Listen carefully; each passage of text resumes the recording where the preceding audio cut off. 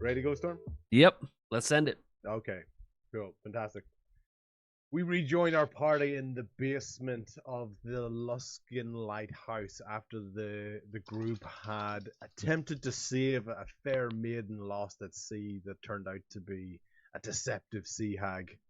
And as the party battled valiantly against a wave of enemies, including the sea hag themselves, with a beautiful timed counter spell from our own Rian herself, who prevented a large number of the party from being basically charmed or taken over, only then to be swarmed by a large number of crabs. So Kay successfully ridded herself of crabs, intentionally leaving that out there. And the party, along with Porter, their friend that they discovered on the beach, the turtle, Porter the turtle, and decided to investigate the lighthouse of Calric Hollow, who'd been missing from the city of Luskan for at least a couple of months, according to Porter himself. As the party were investigating the lighthouse, they basically investigated multiple levels of the lighthouse, from the interior of the lighthouse, as we can see on the images, through to the living area, where a suspiciously healthy-looking plant was rightly investigated, I believe, by our new party member Tuggles, who discovered a pit, a hand-dug tunnel into the base of the lighthouse, and investigated that. I believe with Claude and Bodok. Is that correct? No, not was it Bodok. Boduk? No, was it Viator? Yep. Oh, it was Viator. I was Sorry, chilling. I was chilling, investigating the maps. chilling at the top. Rian, also at the top of the tunnel, but I believe you were still in the lighthouse area with Tobin, along with Tommy and Bodok up in the actual lighthouse area. As Tuggles, followed by Claude and Viator, were descending through the tunnel area, they started to identify a glow, a bit of a pulse, and there was an increasing amount of the mist, which had seemed to be enveloping the city of Luskan from this area, but yet they were underground. And as they were making their way through this, as we were experimenting with Roll20 last time, and we could have the picture was gradually exposed as the party were making their way through the tunnel, expertly handled by this novice DM, handsomely so as well. And the party found themselves at this large root system, the end of the root system. There was a slight green glow to it. Tuggles in particular was being drawn to it by the trinket that he has on his person. I don't believe he's brought this much to the party's attention, but he himself, for the first time ever, was noticing this starting to glow and slightly hum as he progressed closer to the root system. And what the party could also notice as well is that from the root system itself, there was a mist or a fog was almost seeping through the skin of the bark of the roots itself. And Tuggles decided to engage Rage, I believe, while beside the root system, which all of a sudden, from his perspective, caused twig blights to appear within the tunnel system. Claude and Viator could not understand this because they could not see any twig blights, but in their place, from Tuggles' perspective, there were twig blights. Led to a quick scuffle between the gigantic Tuggles and the heavily armored and well combat practiced Claude, who pushed him off him as he protected himself with the shield, causing Tuggles to land onto the root system. And that's basically where we find ourselves today. Claude, in this moment, you've pushed Tuggles off you, and he's been sort of rebounded back. He was a bit unsteady on his footing anyway in this rough tunnel. couldn't really get a grip with his feet, which helped your advantage to be able to shift his his his dynamic energy towards you, his kinetic energy. Use that to push him towards the root system, and you've been able to get up and kind of see that he's still got this sort of frazzled look in his eyes as he makes contact with the root system. Just before that, sort of what happens with Tuggles, as we had briefly mentioned at the end of the last session, is there anything you want to very quickly, almost sort of instant do? You're not going to get a lot of time to do this, so in terms of an action, is there anything you want to do or say to Viator while you're standing there, or maybe even call out to the rest of your party up at the top of the tunnel? Yeah. Are you saying I have like an action's worth of time to do something? Yeah. Let's say you and Viator, because so even as Tuggles is trying to get up, his feet aren't gripping on the ground. It's kind of slipping in the mud. I said this is not like a well prepared cave. This is a hole in the ground and a large pit, which you'd notice there was small blood stains and fingernails in this tunnel as it just had been hand dug in a desperate attempt to reach whatever this was. So yeah, between yourselves and Viator, you have a little bit of time before Tuggles basically start to react. All right. I'll quickly cast hold person on Tuggles to try and keep him steady without hurting him. Okay. Perfect. Tuggles, as far as you're concerned, this is a twig blight which you've never seen basically casting a spell on you. Oh yeah. Okay. So that's already sort of confusing. So we're going to come back to you in 1 second. Mm-hmm. Claude, while you're sort of preparing that spell and trying to sort of hold that down, do you want to call out or any sort of other sort of, let's call them non-action actions, non-mechanical actions, if that makes sense? Yeah, I'll call out to Tuggles directly because so far he's been pleasant, and so it doesn't it seems out of character for the 3 hours that we've known him. Yeah. Be like, Tuggles, can you hear me? Yeah. Tuggles, you do hear this in a slightly distorted voice. Once again, this is a twig blight that you're seeing that is trying to talk with you. Yeah. Its voice almost kind of sounds scratchy. Imagine like fingernails on sort of chalk on a tree, or scraping a stick against a tree bark. But you can hear coming from this. It's just it's probably more unpleasant for you to hear, but you can clearly understand it. Does it like mean anything to me, or am I too angry? You tell me. It's Tuggles. It's your rage. So yes, I know sort of mechanic things that are sort of happening, but you tell me what you think's happening, and then depending on that, we can sort of decide what we can do, what the results of that might be. Yeah, I think at first, I'm definitely gonna it's gonna pique me a little bit, but I'm I'm grained in. I'm going for it. I think at this point, the first little, it doesn't get me at first. Okay. Gotta brush it off and stay aggro. So if anything, it's sort of more sort of shocked you or surprised you, but you're still struggling to get to your feet in that sort of wet, sloppy mud that's underneath your feet. It's very hard for you to gain traction on that. You've already touched the root system, so even if you've got your hand on that, you're trying to push yourself up on it. You're finding yourself, although mentally at the moment you're enraged, physically you don't have a lot of energy in your body at the moment. So your body almost feels more slow motion at the moment than your mind does at this time. Okay? Gotcha. Cool. Viator, Tell, anything you want to do, or Claude, you guys communicate with each other sort of briefly. As he said, you're kind of seeing Tuggle's expression, almost sort of frantic expression, but you're seeing that you're not really in a lot of danger at the moment because he's weirdly moving slowly. You don't know if you knock the wind out of him when you hit him, when you send him backwards, or if your words are getting through to him and that's slowing him down. So you've got a little bit of time to sort of react here. Do you think we should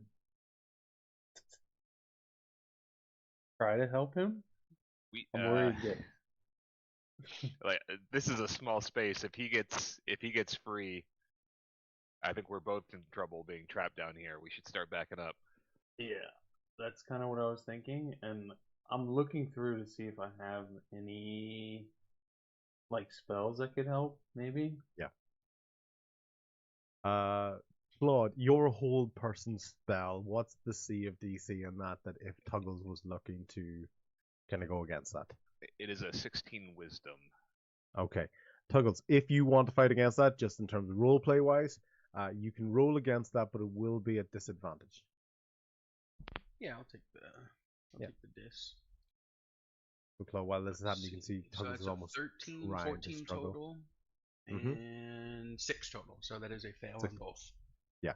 So Tuggles is trying to move, but if anything, the combination of hold person and the contact that he's making with the root system seems to be holding him in place. Claude, you can kind of notice this because given the couple of seconds as being there, you would understand if the spell wasn't going to work and the sheer size and force of Tuggles probably would be making a bit more, it would almost look more effort intensive from him. So it seems to be holding. All right, you said it looks like he's still making contact with the roots, and that's catching my eye. So imagine he got pushed back, and he's kind of got like underneath his bicep, and his entire forearm is making contact with one of the root systems, and a different part of the root system is on his lower back. So you can see this sort of caved in area. Imagine he got pushed into this, and he's kind of sitting in that. Okay. It'll turn to be a door. I mean, like that glowing root, something he's making contact with it. He's not acting right. I'm gonna push him off, and I'll charge to try and push him with the shield. Okay. I have lesser restoration, so once you push him off, I can cast that. And does that heal like mental afflictions and stuff? Yeah. Oh, sweet. Any kind of conditions. So cool. We can try to get him off of there.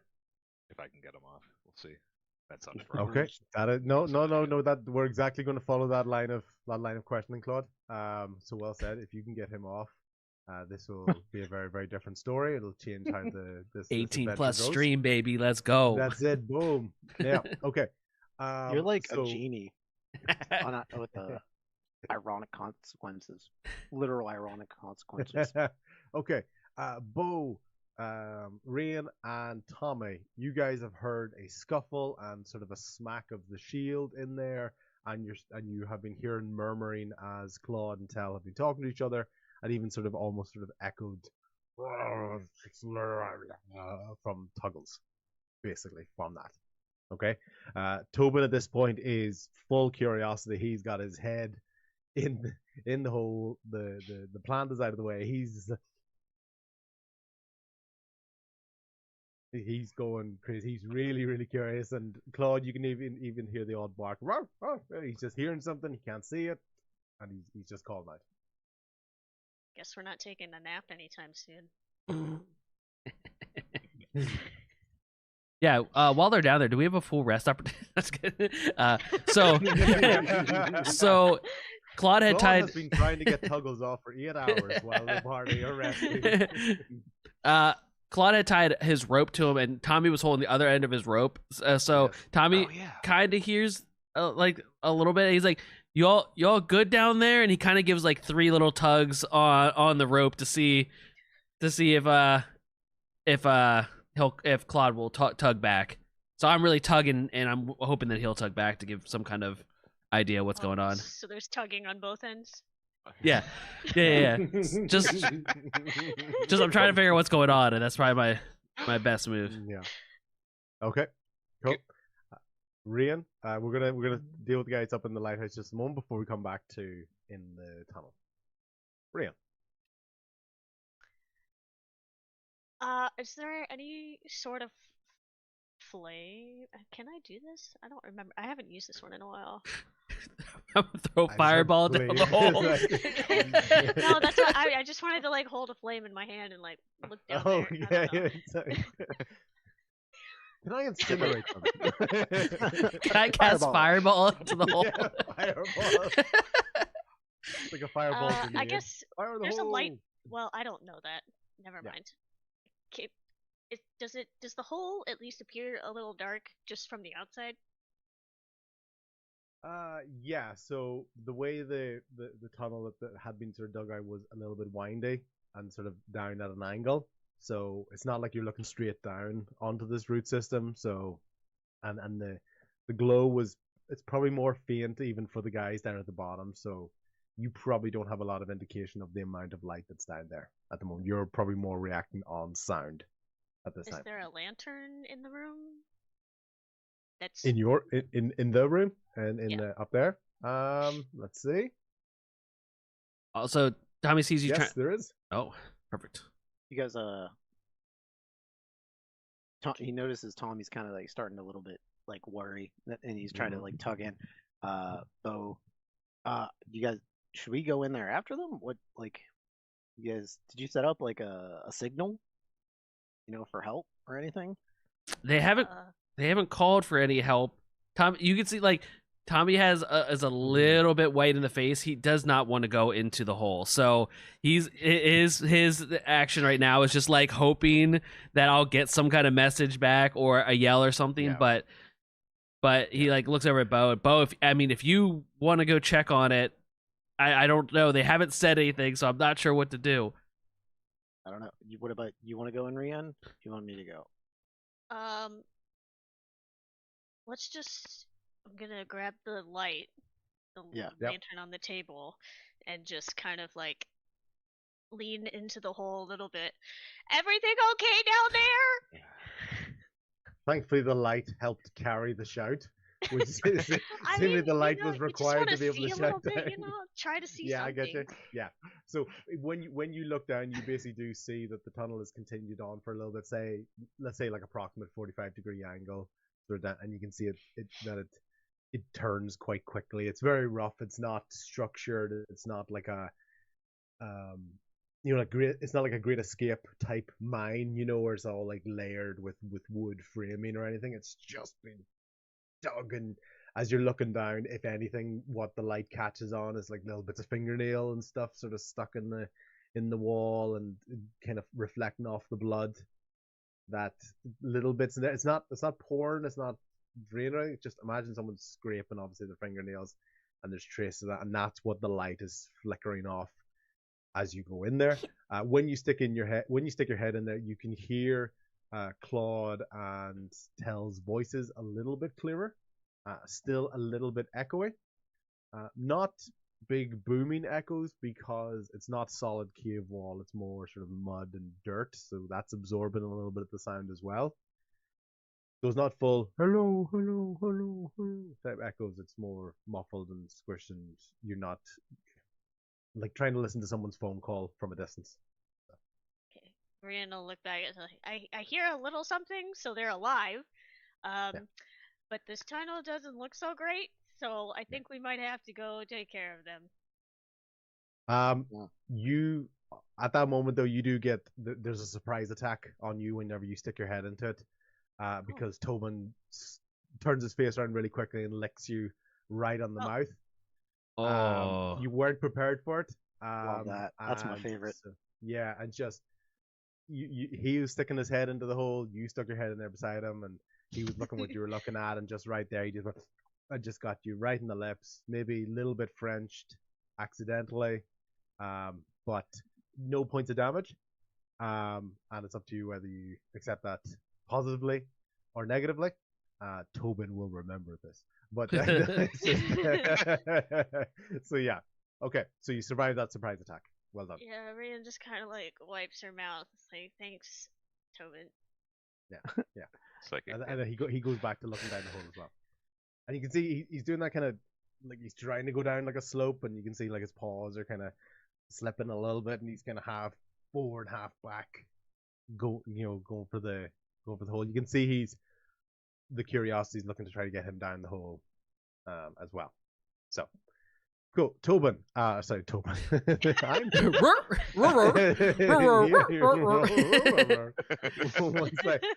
think he rolled a nat 20 for investigation. That's it, yeah. Claude. While Bodok is having a little bit of think about what he wants to do, because he's at the moment the most curious to go down into the pit. Just a very quick reaction to yourself. you get a slight tug in your stomach, and it catches you by surprise. It goes, "Oh yeah, the rope! I have the rope around me."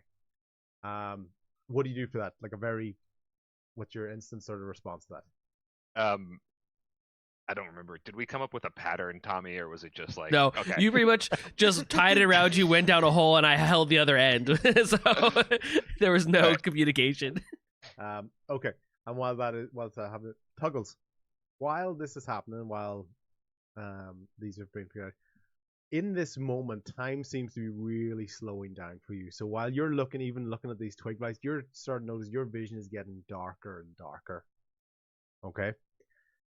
You can almost feel what seems like silk is moving up your fingertips as you turn your head. What feels like in slow motion, more and more of this mist that is seeping through the root is almost crawling its way up your arm, like an ethereal sort of floating and wrapping around your arm, and it's basically more and more of it is making contact with your body. It's coming. You can feel it coming up your spine, just across your shoulders. You don't feel threatened by it. You just almost feel it there. So it's not like it's choking you or anything like that there. And as this gets darker and darker, you're starting to see things in front of you at this time. So while this is kind of happening while everyone is doing their stuff, okay? You blink. And it seems like a long blink, maybe like almost like a good 2-3 second blink. And you find yourself in the moment when you open up your eyes, you're in a forest area. You're a little bit closer to the ground than you're used to. And none of your weapons are there, but yet you don't have any of your armor, but you still feel warm. And you realize that you're closer to the ground because you're on all fours. And as you try to speak or you try to make sounds, you just hear like a roar, like a roar coming from that. Okay?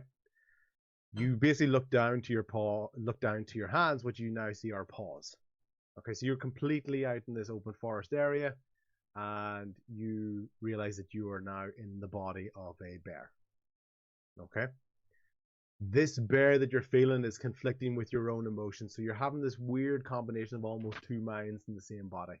You understand what this bear is feeling, but you still have a slight connection to yourself as Tuggles. Okay? So your thought as a bear is, I have to get food. The babes, the cubs, they need their food. And more activity. You've had to run away from hunters and other sort of entities, these human entities in the area, in a desperate search for food. Okay? What sort of questions are you having as a bear / Tuggles in a bear body? What's sort of more taken over? What's your sort of thought process?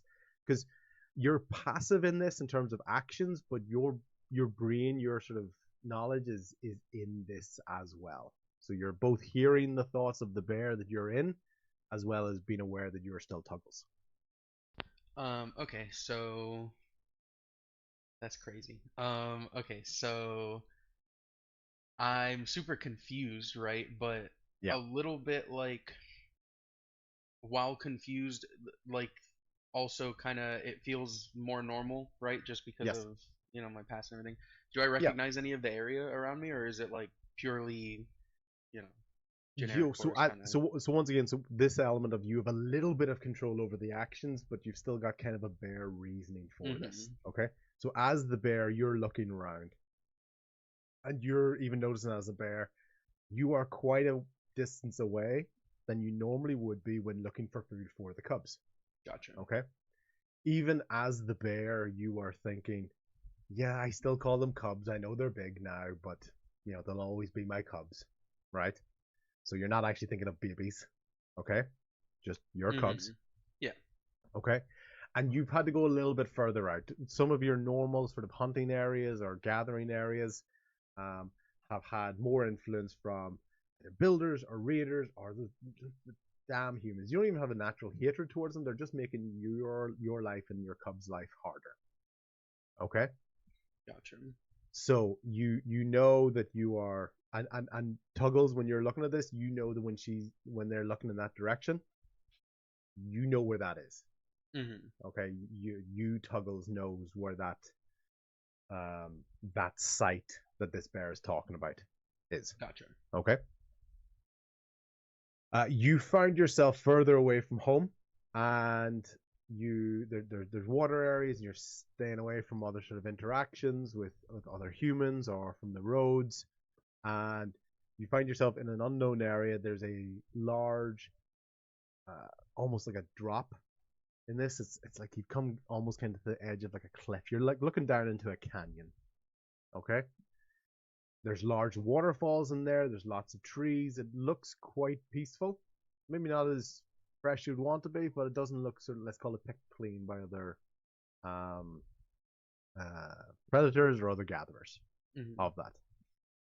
As you look off to the left, there's a very, very large stone monument in it. So you're looking down into this cavern, but if you look over to your left, you can just see a little bit of the stone above the surface of this cavern top. And the rest of that stone descends all the way down to the bottom into this canyon area, right? And there's moss on it, and there's different sort of just trees and shade, etc. Right? What you do find though is there's a scent. A scent has caught your attention, right? And your heightened bear senses go, oh, like you know, fungus and mushrooms and all sorts of other materials that you would want to eat. Your bear starts charging towards that. Charging is just more out of desperation as opposed to aggression. Yeah. Okay. This fungus and fungi that you come across is from your sense, because you have black and white sight. Yeah.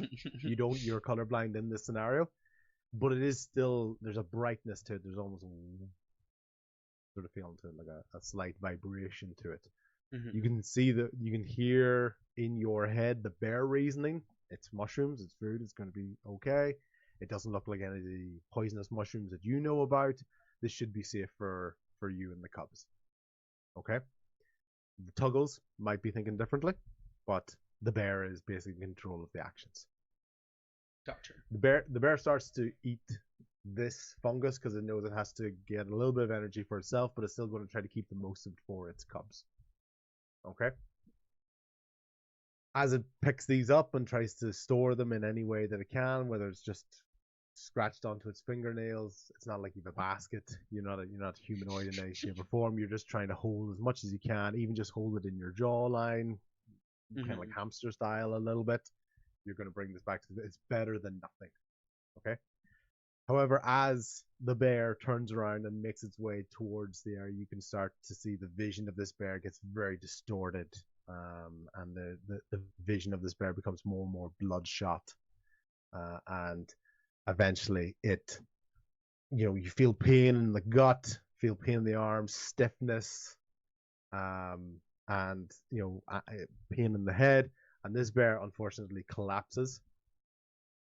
And the last thought it has before you have another long blink is, but what'll happen to my cubs?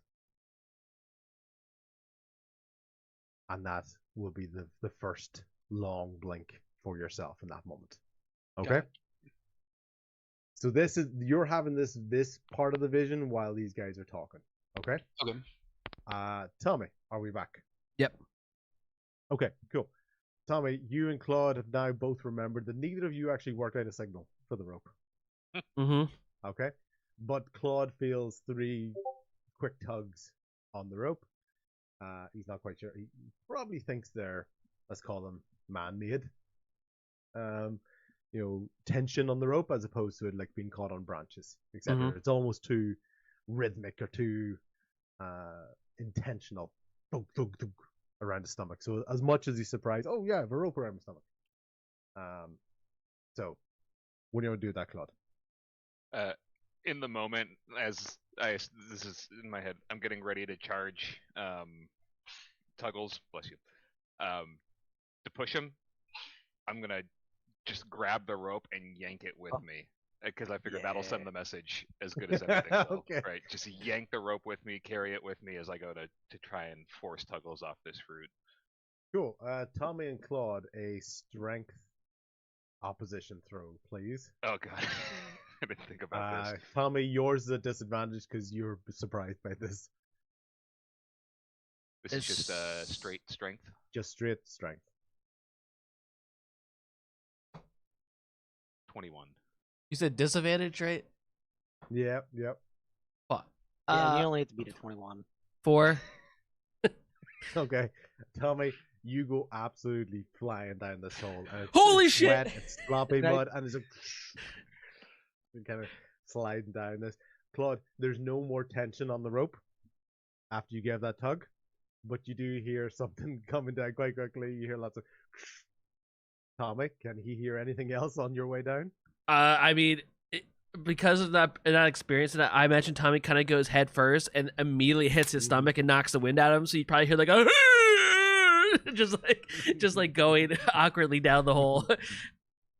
Yeah, Tell, you're right there. You're the one closest to that gap, so you hear this the most. You hear a. You'll making its way quickly towards you in the pit. Had a Bo and Rian both just see Tommy disappear. Did the rope go Tobin's with him? barking like mad. Yeah. Can I grab the rope? Can I try to grab the rope? He had the rope in his hand. That's fine. Like the end of the rope. Just, so where he went, the rope went. Sorry. Does Tobin go after him too? No, he looks at you first. He really wants to go, like, but that second he looks at you. Okay. We had a code word at one point really early on, and I can't remember what it was. It was like a danger word. Danger? No, it was a funny word. Thing. Danger, Tommy. Danger. Danger, Will Robinson. Danger. Well, Tommy wouldn't be able to say the word anyway. The air is completely knocked out of him.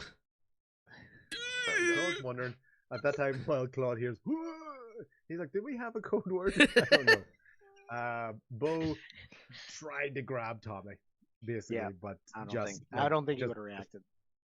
No, just full arms missed. It was completely by surprise. He was already sort of at the hole, sort of talking there. Boom, away.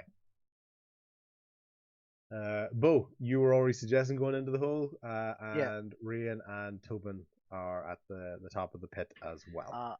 I'm not even gonna wait. I'm not even gonna grab the lantern from Rian. I'm just gonna I'm gonna try to dive in after Tommy. Yeah.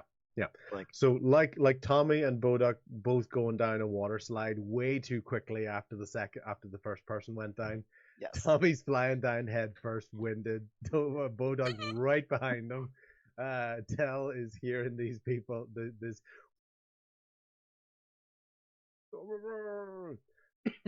on the way down. And at the moment, Rian and Tobin are the only people up in the lighthouse. Safe and sound. Rian just stares at Tobin and sighs. Like, all right, bud, let's go. Tobin didn't need anything else. He's like, okay, boom, flying down. So in quick succession, Tommy followed by Bodok, followed by Tobin, just sliding down this tunnel. And Rian. At least Tobin's last. How do you go? Do you just jump down? Do you shimmy down? Do you go down head first? Do you almost kind of like water slide down? What are you thinking? Rian's just over it already, so she just swings her legs over and kind of drops in. Yeah. Okay. As Tell is hearing this commotion coming from behind him, Claude, you had started to make your way towards Tuggles. Okay, you'd said you were going to try to push him off, and sort of remove him from the root system. Okay, as you're doing that, you're starting to notice a bit more of this. You might not notice yet, but some of the mist is starting to kind of coil around your legs or in and around your body. You're not being gripped or held. It's more taking up the space around you. Okay, and you're finding that some of your blinks are starting to get a little bit heavy. If you've ever like been driving and you're slightly tired and you're like, if I blink my eyes one at a time, I'll stay awake, and all that sort of reasoning, you know? Yeah, you're like, you're focused, you got an idea, you know why you're going over there, You're starting to get that, and Tell, you're starting to kind of sense this a little bit as well. You're more distracted by the commotion behind you, but even that sound is a little bit more echoey in your head. Is a little bit more disruptive, and you can't even tell the distance from it as this is happening. Okay. Got it. Good. Okay. Tuggles. At this time, you've had that first portion of a blink, and you're still kind of in the dark with this next blink. So your thoughts are alone in this void at the moment, but you can sense these people or these other presence near you. From your perspective, it's basically the same sort of distance as those twig blights you were looking at. One of them is encroaching on you, but you don't have any aggression or even sort of fear with that. It's more you can feel a presence that was, let's just say, the similar distance to what Claude and Tell were from you. Okay? Gotcha. You can feel other presence in and around you. Okay? Mm-hmm. Yeah. So Tommy, you are straight down the slide. It's not that far because the other guys took a little bit longer because they were being a bit more cautious and crawling, while you just got a shot of momentum, just sliding down, being tugged by the rope. Yeah. So Tommy's on his stomach. Would you say I probably got up to about that curve in the bend there, or? Yeah.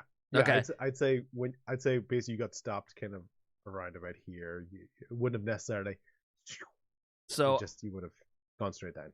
My view is pretty much of Telemus's ass with a glow kind of going on and like shadows of like the two bigger people like trying to figure out what's going on, but the wind's still knocked out of me. So like I look back and now I see Bo coming as well, and Tommy hates this. Tommy did not want to be down in this hole at all. So he's like still winded, and he's trying to be like back to Bo, like don't come behind me, but like I still can't. The wind is completely out. So I'm just like Bo, as you're coming down, Bo, as you're coming down, you voluntarily went down, so you have a little bit more control about where you are, but you can't really see a lot going on. Oh, I can't see shit. You can't see shit. I have dark vision, so almost like right at the end, you can just see what is like the shape of something. It basically is Tommy, but there's something there. Just go, yeah. Okay, and you can hear a bit of Scotland behind you as well. Bo's just gonna say, "Oh shit," and he's gonna try to cover. He's gonna cover his head and not try to hurt himself. Okay. But I mean, perfect. I guess he'll try to stop himself with his feet, but Tommy will. If I can. Tommy will also pull out his rapier. I have the little lantern. What's it called? Just pointed at Bo.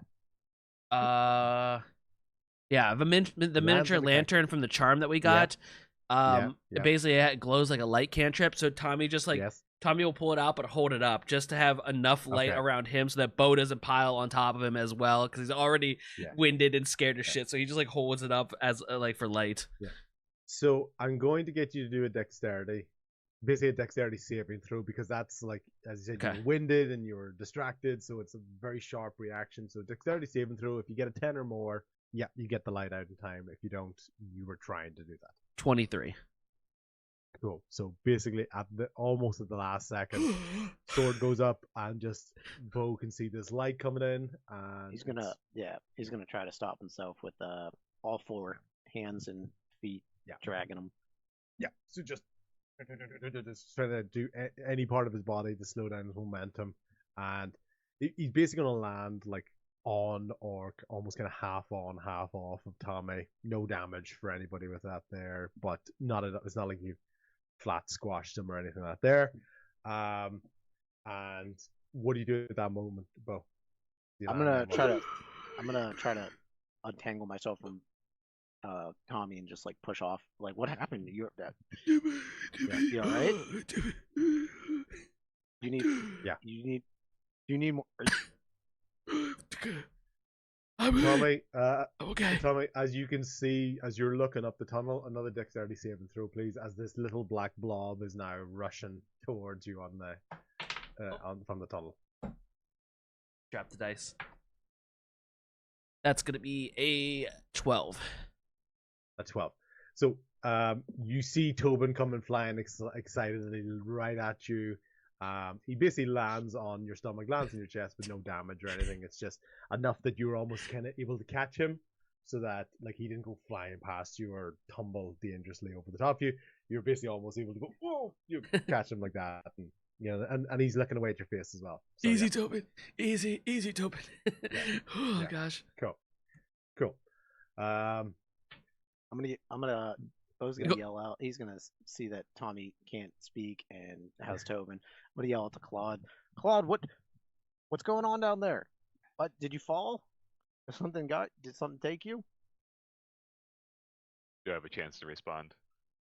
You do, but what you hear from Bo is almost kind of slow motion talk. It's like, Claude, what did you hear? Oh God. We're like, danger! Help! So, Bo, you hear Claude going, danger! Does Tommy still have the rope?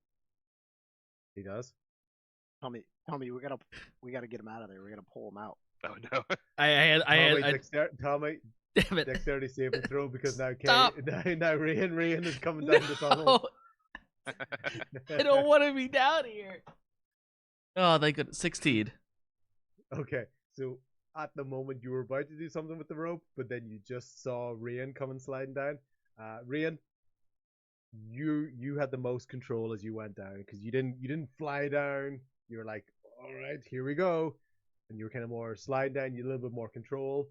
You can either try to stop yourself, you can try to intentionally land that Tommy should be the one that takes the brunt of the force, or you can see the back of Bo as well. So Bo was in the middle of giving instructions to people, so he hasn't thought about what's behind him. Tommy was like, oh, it's a good idea with the rope, but then last second heard and saw something. Rian.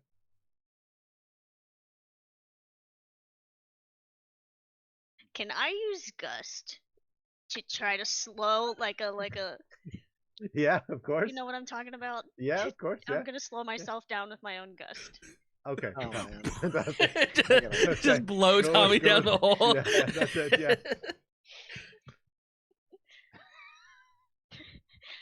Here we go again. Is it fine? Did it work? Do you roll anything, or is that just something you decided to do? It's just a cantrip. You Okay, seize cool. air. Because I did a dexterity saving throw for Tobin, and Tobin got the gust, just flung Tobin off the top of Tommy. So while he was distracted looking at it, he's not hurt or anything. He just gets flipped over, lands into the mud. He finds a really nice bit of mud, so he's actually kind of doing that rolling on his back thing. So he is completely covered in mud, but looked really, really happy with things. Tommy was looking up and basically just got that almost face of like a wind tunnel. Yeah, as that was happening, but no damage. And Rian has been able to bring herself to a stop with that. Bo, you just felt this massive gust of wind behind you. So even when you were trying to give Tommy the instruction about the rope, it probably sounds like you were trying to shout through some heavy wind. I was like, Tommy, get. But Rian's been able to bring herself to a stop. She's not landing on top of anybody. She's at the corner of this bend here. Did you have the lantern with you? No. No. Okay, because I know you're thinking about either way, it probably would have blown out. So you wouldn't have had. I still have my little bit of light. Yeah. So Tommy's rapier is just being gusted in the wind as well. Really shaky light. Okay. As this happens, so you're all in there. You're all, thankfully, Rian hasn't landed on top of anybody. Bo's sitting basically kind of upright off to the side of Tommy. Tobin's having the time of his life in the mud, and Tell has just seen all these people boom, boom, boom, boom, boom, land behind them in the mud. Okay.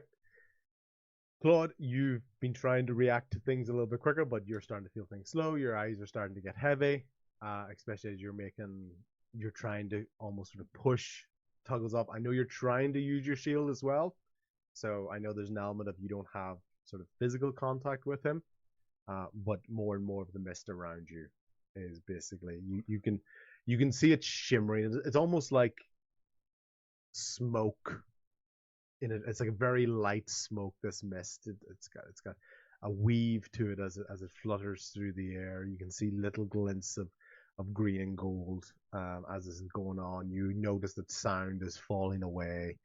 You're not having a seizure or anything, so it's not like a violent or an aggressive or an illness type reaction. It's more like half being asleep in this. So time is really slowing down for you in this moment as you're feeling this. Okay. Tell is also starting to feel this, but at a slower rate than Claude is, and a slower rate than Tuggles is. Okay. The party that have just landed at the moment, you can see you're in this room. You see the glowing, the root system, the roughness of this hole that's been dug into here, and you see Tuggles on the ground beside the root. You see Claude standing up in front of him with his shield, and you see Tell there standing. Even when you look at Tell, the look on Tell's face is kind of like someone who's really high. It's like they're not quite understanding what you're saying. Even when you talk to them, it's like, what? He's got that sort of a derpy look about him as he's standing there.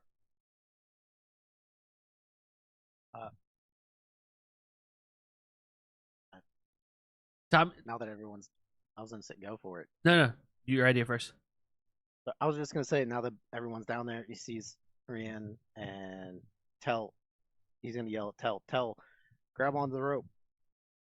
Help us pull Claude. Can he? What rope are you talking about, man? What do you? I don't see no rope. What do you mean the rope that's right in between us and Claude?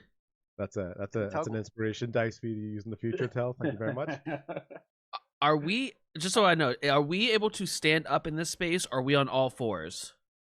Yes, you're able to stand up if you can. So at the moment you're lying on your back, but it is tall enough for you to stand. Because you can see Claude is standing. For example, like he's standing looking towards Tuggles. Tommy gets himself up, hands the rope to Bo and Rain and say, get ready to pull. And he goes forward, and I kind of do like that from behind hug on Tell, and I'm gonna start backing Tell up, kind of looking. I guess I have a better view now as I kind of grab. I'm looking over Tell's shoulder. I can see now that Tuggles is laying down on the root system, and I guess Claw would have his back to me, so I can't really see his expression. But I grab Tell and I start backing him up, like, we have to get out of this hole, buddy, and I'm just kind of starting to backwards walk with him. As you're starting to do that, you get the first half of the sentence out completely normal. Goes, we have to get out of this hole, murder. Gotta go, man. We gotta go. Your second Tell is still moving. It's more your perception of what's happening is really slowing down. So yeah. Then I'm just going off of instinct that I backwards is where I want to be, so I'm just hugging him, and whatever speed I can go, I'm backing up. Rian, what you've noticed, because you were the most aware and you basically came down here sort of with a plan of what to do, okay? You had just done Gust. Yeah, you seem like it, right? It's a classic Rian play. Seem like she's the most organized, okay? When you did Gust into this room, okay, and you had sort of noticed the fog and things seeping a little bit around it, okay?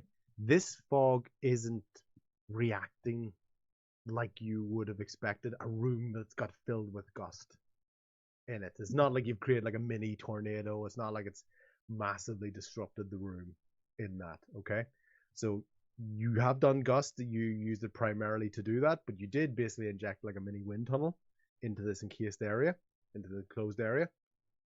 And in a sort of split second, as these things are happening, you're noticing, whoa, I remember the hut. I remember when I tried to use gust and there was the vomit on the floor and it splattered everywhere. There was a very obvious reaction and interaction with the world as this happened. You're not seeing that with this fog, if you have that sort of moment to think. Do I also notice that I see that Tommy's pulling people back.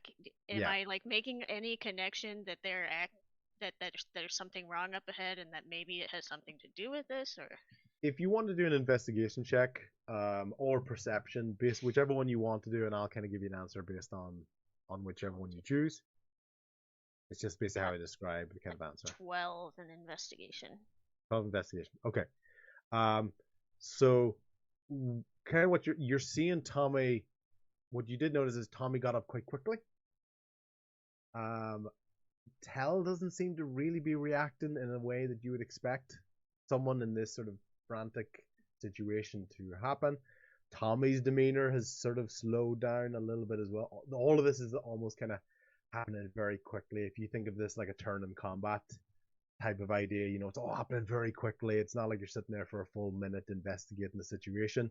You've had to make sort of split grabs for that. And what you've noticed as well is while you came down the tunnel and you saw what you thought was Claude making his way towards Tuggles, Claude hasn't really made any further progress towards Tuggles, even in the couple of seconds. If you saw someone going to pick up something, all of a sudden they're almost kind of caught midway through that motion. Which isn't that just in those sort of very quick seconds that you're seeing these things. Like, he should be further along in this process. Okay.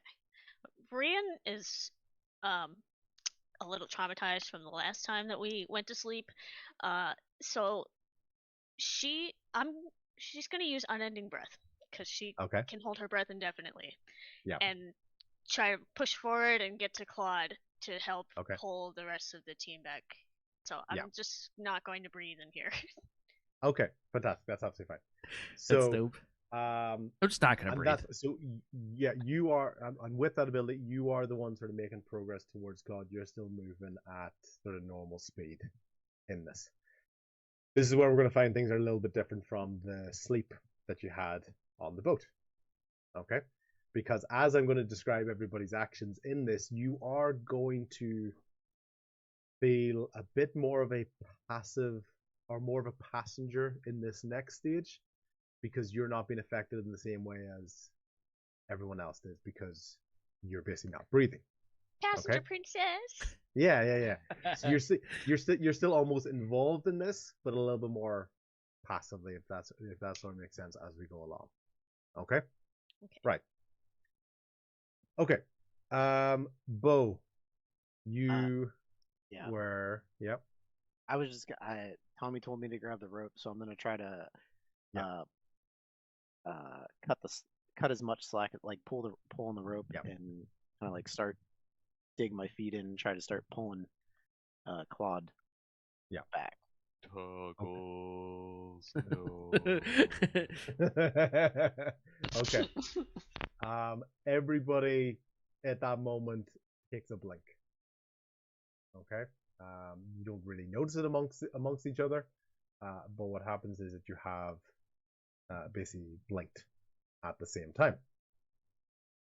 Synchronized blinking. But not Rian? No. Yes, Rian, but not. You're almost kind of aware.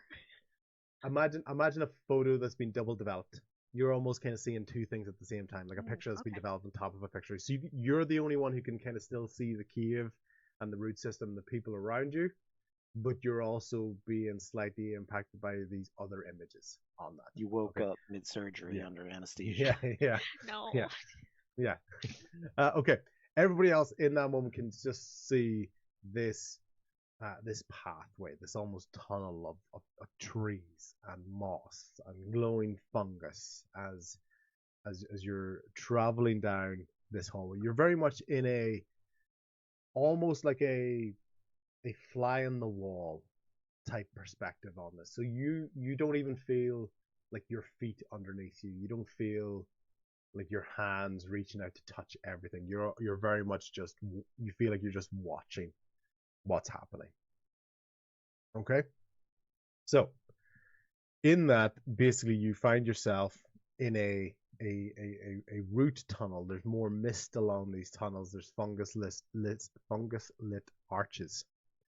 You're drifting forward. You've got a weightlessness feeling to this. You don't have any feet. There's no shadows. There's no real sort of direct interaction with you on this area. The walls around you, they're not stone.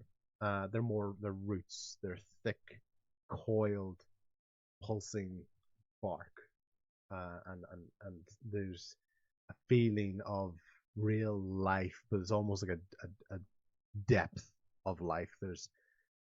It's not a heartbeat, it's more of a hum or a vibration in this world that activity is happening.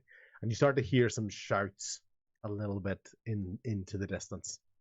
Okay? And even as you're going along, Tuggles, you're going to look off to the side, and there's going to be little, it's basically a knot hole. So almost like if you look at these trees, there's like little gaps in them that you can see something into it. You're going to see an eye looking out towards you. It's like the eye of a bear. It's almost like kind of the profile face of a bear. So imagine like something looking out at you like this. Okay? Tommy, you're going to look off to one of the sides, and one of those trees looks like a very old, it's got like a nature print, but it looks like an old door that you recognize. An old, small, cubby door. And through that, you can see a menacing, aggressive, older female looking through the hole. And you just get it sends a shiver up your spine. There's something extremely uncomfortable about that. Claude, you're going down and you see one of those holes, and it looks like the eye of your mother. Doesn't make you scared or anything, but that's just, you just kind of see her profile. Almost imagine like a child, like a parent looking in on a child as they're about to go to sleep. Almost kind of looking into a crack of the door. They just got this sort of brief look, but once again, because you don't have control of the situation, you're moving past. So even if you wanted to kind of go back and look at it a bit more, you're sort of being brought along with this. You're not in control of this situation. Okay. Tell, as you're going along, you're seeing aggressive faces in this, and you can hear sounds of people like banging the outside of like a prison gate, and you know, back off. You know, you can kind of hear that sort of voice.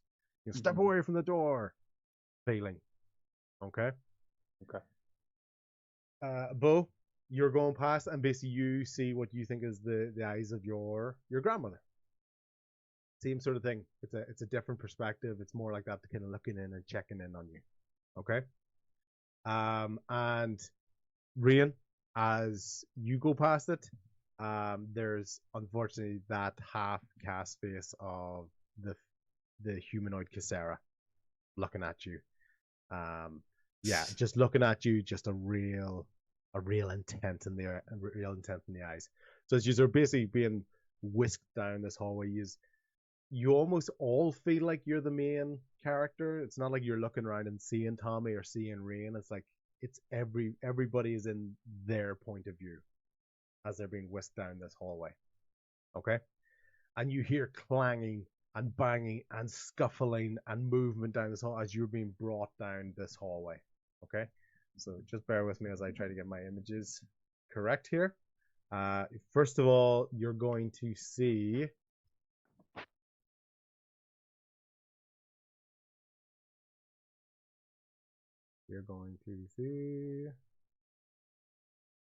Tuggles, wait to see. You enter a large circular room, and there's a portal in that, and there's an age, there's a real essence, there's a real depth of experience and almost forgotten knowledge in this room. As you, whether you can describe that to yourself or not, there's just this feeling of, I'm not really here, but I'm feeling everything that's going on here. I feel like I'm here, but I know I'm not actually here. And you see thrashing about of vines and leaves and branches and attempts of the portal. And this arm coming through is very similar, but almost more aggressive and monstrous to the arm that you've been seeing coming through the portal at those other areas and been trying to speak to you. Okay? You're seeing this happening. when you, from your perspective, end up behind. Let's get this picture here. Excuse me.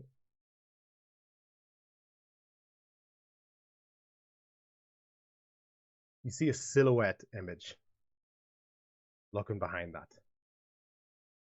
You can't see faces, you can't see details. You're almost seeing the memory of a memory, the memory of someone trying to recall something that you weren't part of. You don't have these details. You're not able to fill in any blanks on these. Okay? Rain, on any of the checks that we do, I'm going to give you advantage on anything that you want to try to pick out from this stream because you are the most aware. Everybody else is a bit more kind of enthralled in this and a bit more being swept along with this. So if they want to do that, they're just going to roll normally. But you get to roll with advantage. So as we're going through, yes, I'm going to describe lots of things. You can ask questions. You can try to pick up things and see what you can figure out. And with this being a dream, a vision, a flashback, a prophecy, whatever you don't know yet, there's only so much information I can give you because there's only so much information that will be provided to you in this scenario. Okay? So you see one very, very large individual of a silhouette on the left-hand side. You see a much smaller silhouette in the middle here, and then a third figure on the right who is probably closer in height to this individual than this individual. So they're not perfectly to scale, but at least they are the idea. This is definitely the largest individual, easily the smallest, and a smaller than average individual, which is a callback that Tony and Tommy may get. Sorry, Tuggles and Tommy may get, as in the people. So a smaller than average, larger than small individual on the right hand side. Okay. But can we go try to figure out what kind of instruments are on there? They seem like they're instruments. He's gonna see if he can figure it out. Very good. So Bo, right off the bat, don't even need you to check that. But yes, you can tell very much from that silhouette they are instruments on the back. They don't look like weapons. Is it one? Is it one instrument or is it like? No, there's lots. It's okay. Almost one man band esque. Like they're trying to have everything onto that. It's like trumpets and clarinet, and because it's such a large individual, you can imagine they could even easily carry like a double bass with no problem. Like there's just so much space and room on that. Okay. Yeah. Yeah. So there's that. Okay. Tell you in particular are recognizing that hammer a little bit more on the outside. There's a dwarven feel to that. Okay, that's what you're sort of picking up from the detail. You're automatically sort of picking up that sort of aspect in the silhouette. Okay. So I can always keep talking, but people can always kind of jump in and ask for questions. So don't feel like you have to be a passenger as I do these questions. But I don't also necessarily want to sit in silence and lose momentum if people don't know what to ask. Does the hand look like the other hands? Like, is it the same? Yeah, that you don't need to do an investigation. But it's almost like a monstrous version of it. It's a much larger version. And if you were to get a feel of this, Rian, as you're in this moment, there's almost a recollection of a nightmare feeling to these descriptions. So you don't quite know if you're seeing exactly what happened or what someone traumatized is feeling about it or how it's stuck in their memory. So it's not like everything's an exact, this is how it happened. It's what impact, what did it feel like? And therefore that's altering what you see. So yes, you're seeing it's basically a bark covered hand that's trying to break its way through this portal from this picture. Nightmarish quality, someone who's traumatized trying to remember it. It almost looks monstrous. It almost looks like it's entirely made out of tree. It's dangerous and it swipes and it tries to grab and claw. And there's a real desperation about its movement. So yeah, but you're picking up on that. It's best. There's definitely a real connection or similarity to that hand that you were seeing, which was more sort of hand with bark armor, as opposed to in this nightmarish vision, whatever you want to call it. It looks, yeah. I have a +10 in trauma, so. You sure do. You know how to manage it. You can Do center I yourself. notice anything? Because I'm still like Rocking, wearing my headdress. Yeah, rocking the headdress. Yeah. Is there anything going on up there? No. So it's not. Okay. It's not directly connected with that, as you would have seen like, during. Yep. No. Absolutely. Ancestors that might want to warn me about something. Yeah. Okay. Get out of there. As we go through these pictures, these images, well, you're almost kind of seeing these as like flashes. You're not necessarily sort of living in these moments for a while.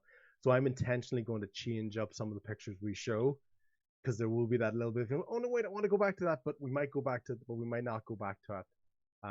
Because once again, you're not in control of it. You're not getting to choose how long you see something. I ask one more question about it? No, Bo, get out of here. Go ahead. Okay. I was just gonna say, are we in a cave or are we out? Like, because we see that this is made of wood. Are we in a forest or are we still in are we in the cave? So you get the feeling of depth and cold. So you get the feeling that you're underground and almost that these trees have overwhelmed the area.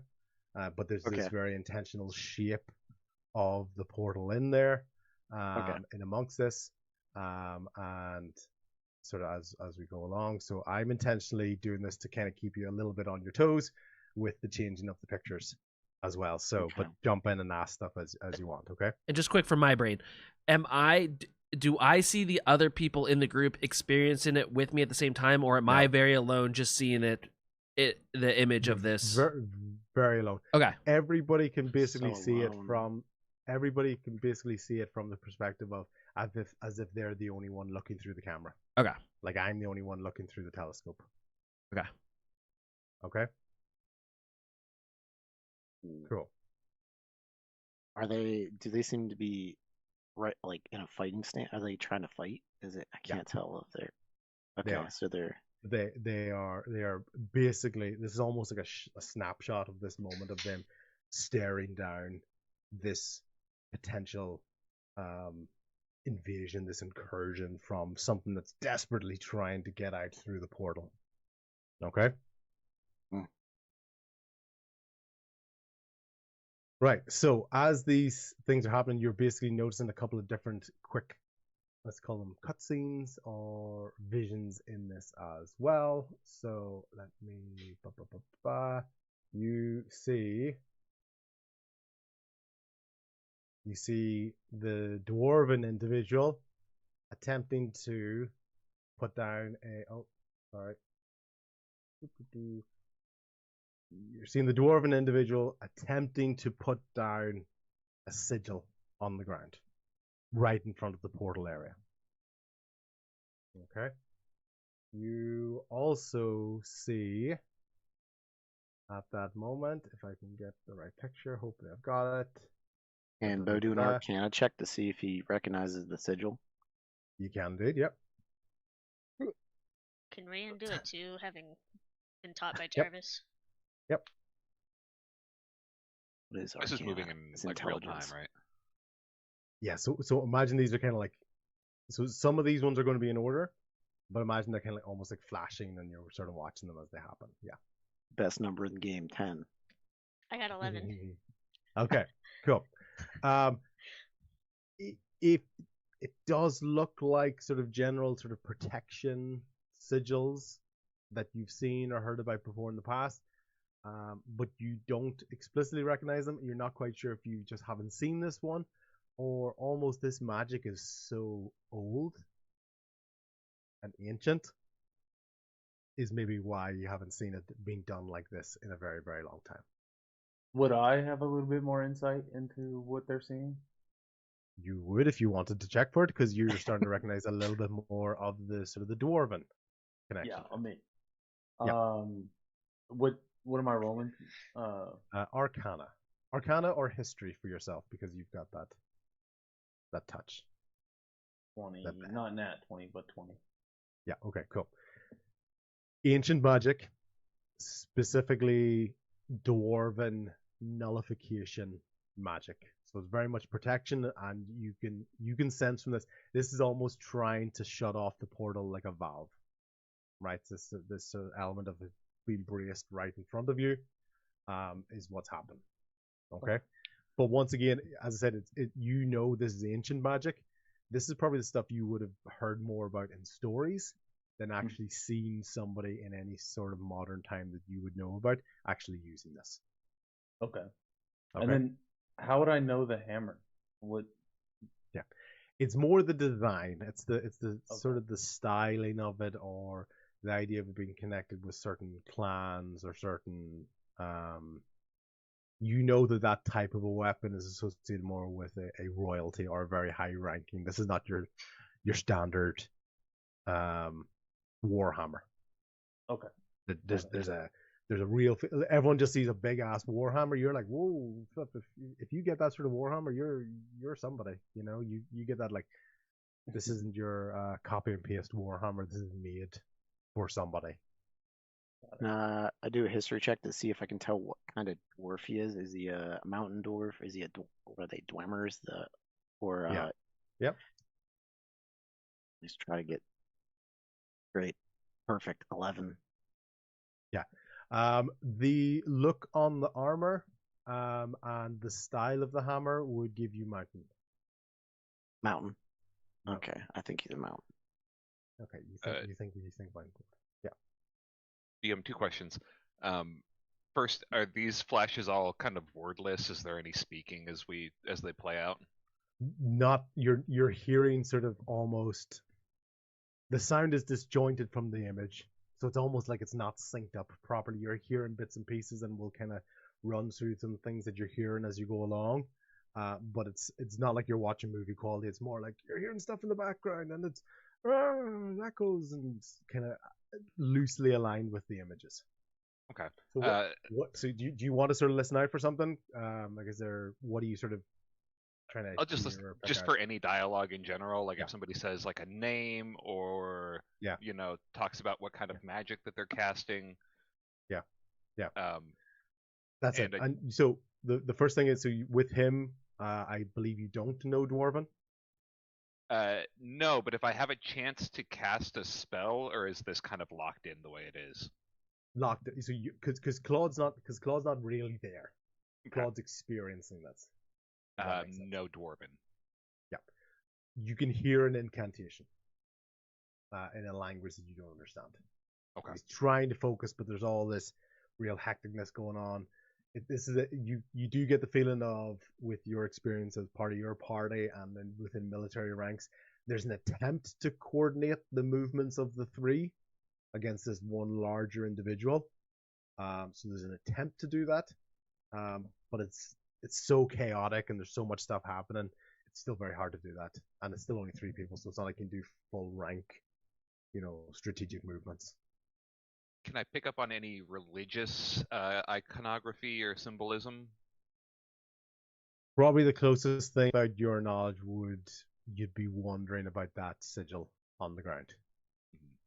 Because you might be thinking that sort of dwarven ancient magic. It's probably linked with a society and a culture you don't quite understand. But it seems you understand from the expression of the dwarf that's doing this, that he's trying to be as solemn as possible while things are going crazy. You can see there's a real concentration being required from him, even as things are going crazy. Okay. And once again, you get this image of like this. You get the feeling, even when you look at this sort of image, it's kind of distorted. It's not like a very clear, this is exactly how I remember this entity.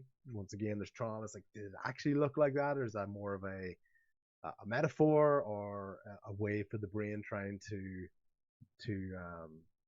compensate for that? You don't know these things as you're going along, and even as sort of more and more images are being stuck up into your head, and I say stuck up in the head, that sounds really, really weird, but I'm trying to give this impression of all these images flashing sort of quickly before your eyes. And with that, you hear a cry. This large individual here is on the ground, almost looking defeated, when the smaller individual, you can hear a very distant no, and casts a shield spell which is, you can't even see it from this because the caster would see this image. This person wouldn't, but all of a sudden this blade made of wood and fungus and rotten plant life or whatever just stops inches right before it plunges straight into the base of the neck of this character. Okay, and that's enough to send a shockwave just to recoil back on this beast that had tried to stab this individual that was on the ground. As the smaller individual looks to tend to their compatriot here, the solemn yet unfortunately distracted dwarf is unable to protect themselves as that blade stabs them right onto the breastplate. Claude, you have the most experience with heavy armor, so you know it takes a lot of impact for it to go through that. But you also know with the depth of it, it hasn't like completely speared him. It's not like it's come out the back, but it has probably made contact with the flesh in around the heart area of this individual and has broken their distraction while they're trying to close off this seal. Okay. As we're going along, and then you just once again you're seeing other images as this person has been impacted by this, and you're seeing images pop up almost in their head as they are fighting with this, and this has been enough to kind of take the focus for the entity, for the aggressor in this. Okay, which then, while this has been happening, you can see the smaller individual, the hooded smaller individual, has taken this moment that while the aggressor is stalking in the darkness, the largest individual is helping the dwarven individual to their feet, and this hooded smaller individual is looking to complete the sigil. You'll notice that the color of the sigil has changed from a gold into a purple, because they're trying to incorporate their sort of level of magic into this, so it's a little bit of a mishmash of protections in this, and there's different voices in the head, and you can hear one voice that says, "We remember what you bury, and we rot what you forget." And you're hearing all these different taunts and proclamations and threats as they go through this.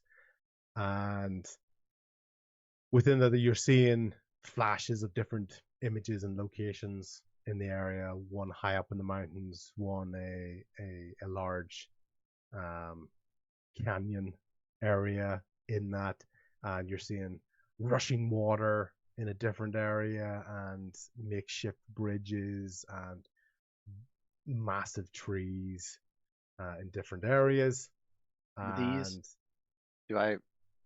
These areas kind of correlate to what I remember seeing on that map? Because I see there was mountains on the map that were in a circle near a waterfall in the forest. Do those kind of like? I think they would be the sort of things. Connection.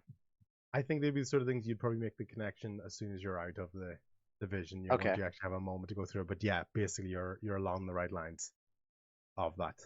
Okay. And with that, there the three party members, they're working together, and this is the image that was shown a little bit early, but it worked quite well with the chaotic nature. You can see as these ones are forced and they're fighting back and they're clawing and they're hammering and they're trying to destroy the tree structures that are around them. And with this makeshift incantation that's been happening as they go through, you can see that this aggressor is being forced back into the portal, and you can see just part of its head and this arm coming through as it's being dragged away, and ultimately being forced back into that. Together, they're even going as far as just trying to actually push the arm inch by inch. The ground is giving way underneath their feet as they're trying to gain traction on it. you can see that the smallest individual is almost trying their best just to keep the sigil alive because he knows he's not going to be able to push back. The wounded dwarf is trying his best to do something. Most of this pushing is being done by the largest individual that you can see there, and with that there, the portal is starting to shudder. It's starting to crack. It's starting to break down. Branches are falling off. Some branches are falling down near the dwarven individual, and you're starting to see things like the flashes of the halfling that's there has got, you know, part of that fungus-like dagger in his hand, and there's flutterings, and all of a sudden the portal eventually just closes, and the three individuals that had they fall to the ground. They're exhausted, and they weakly limp out of the tunnel area, knowing that while they have achieved something for now, there is an uneasiness that it hasn't actually completed the job. They seem happy that they have delayed something, and there's a real conflicted feeling in the party of what they've done, what they could have done, what they should do, and with that, there, basically everyone's kind of seeing them walk, limp, carry into a darkness, into a void, as everyone starts to have their blinks again, and Tuggles is on the ground, and Claude is basically trying to pick him up, and he's having the rope being pulled by Bodok, and Tommy's pulling Tell back for a second, and Rian, and everyone sort of seems to be kind of in their sort of more normal speed and time and recognitions with sounds and etc. So yes, so not asleep. The most unrestful power nap long blink that you guys have had in a while. Does that count as a short rest then? It sure does not.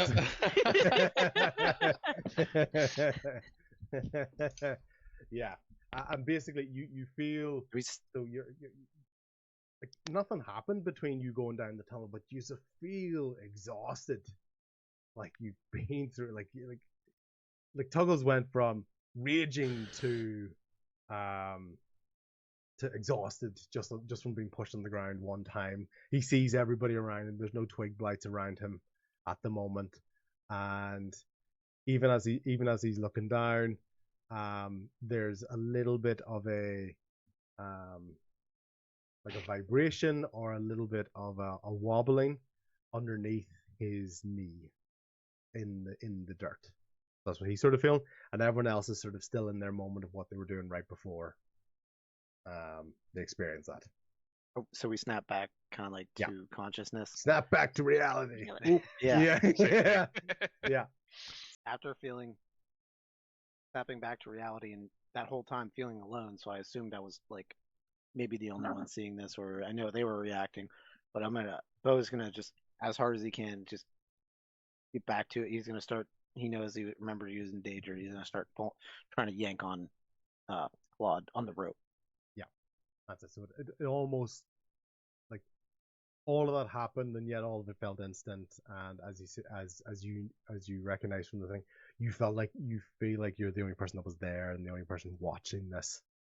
So, Claude, I got you. I'm gonna start yanking it. Tommy, say we need to get out of the hole. We need to get out of the hole. It's kind of again. I have Tell from behind. Tell, it's up to you whether you're fighting me against this or not. But I'm just backing both of us up away from the glowing roots. Yeah. Not fighting Tuggles. you. Not fighting you. Going along with it, and then I look back at Bo. I found the rope that you were talking about.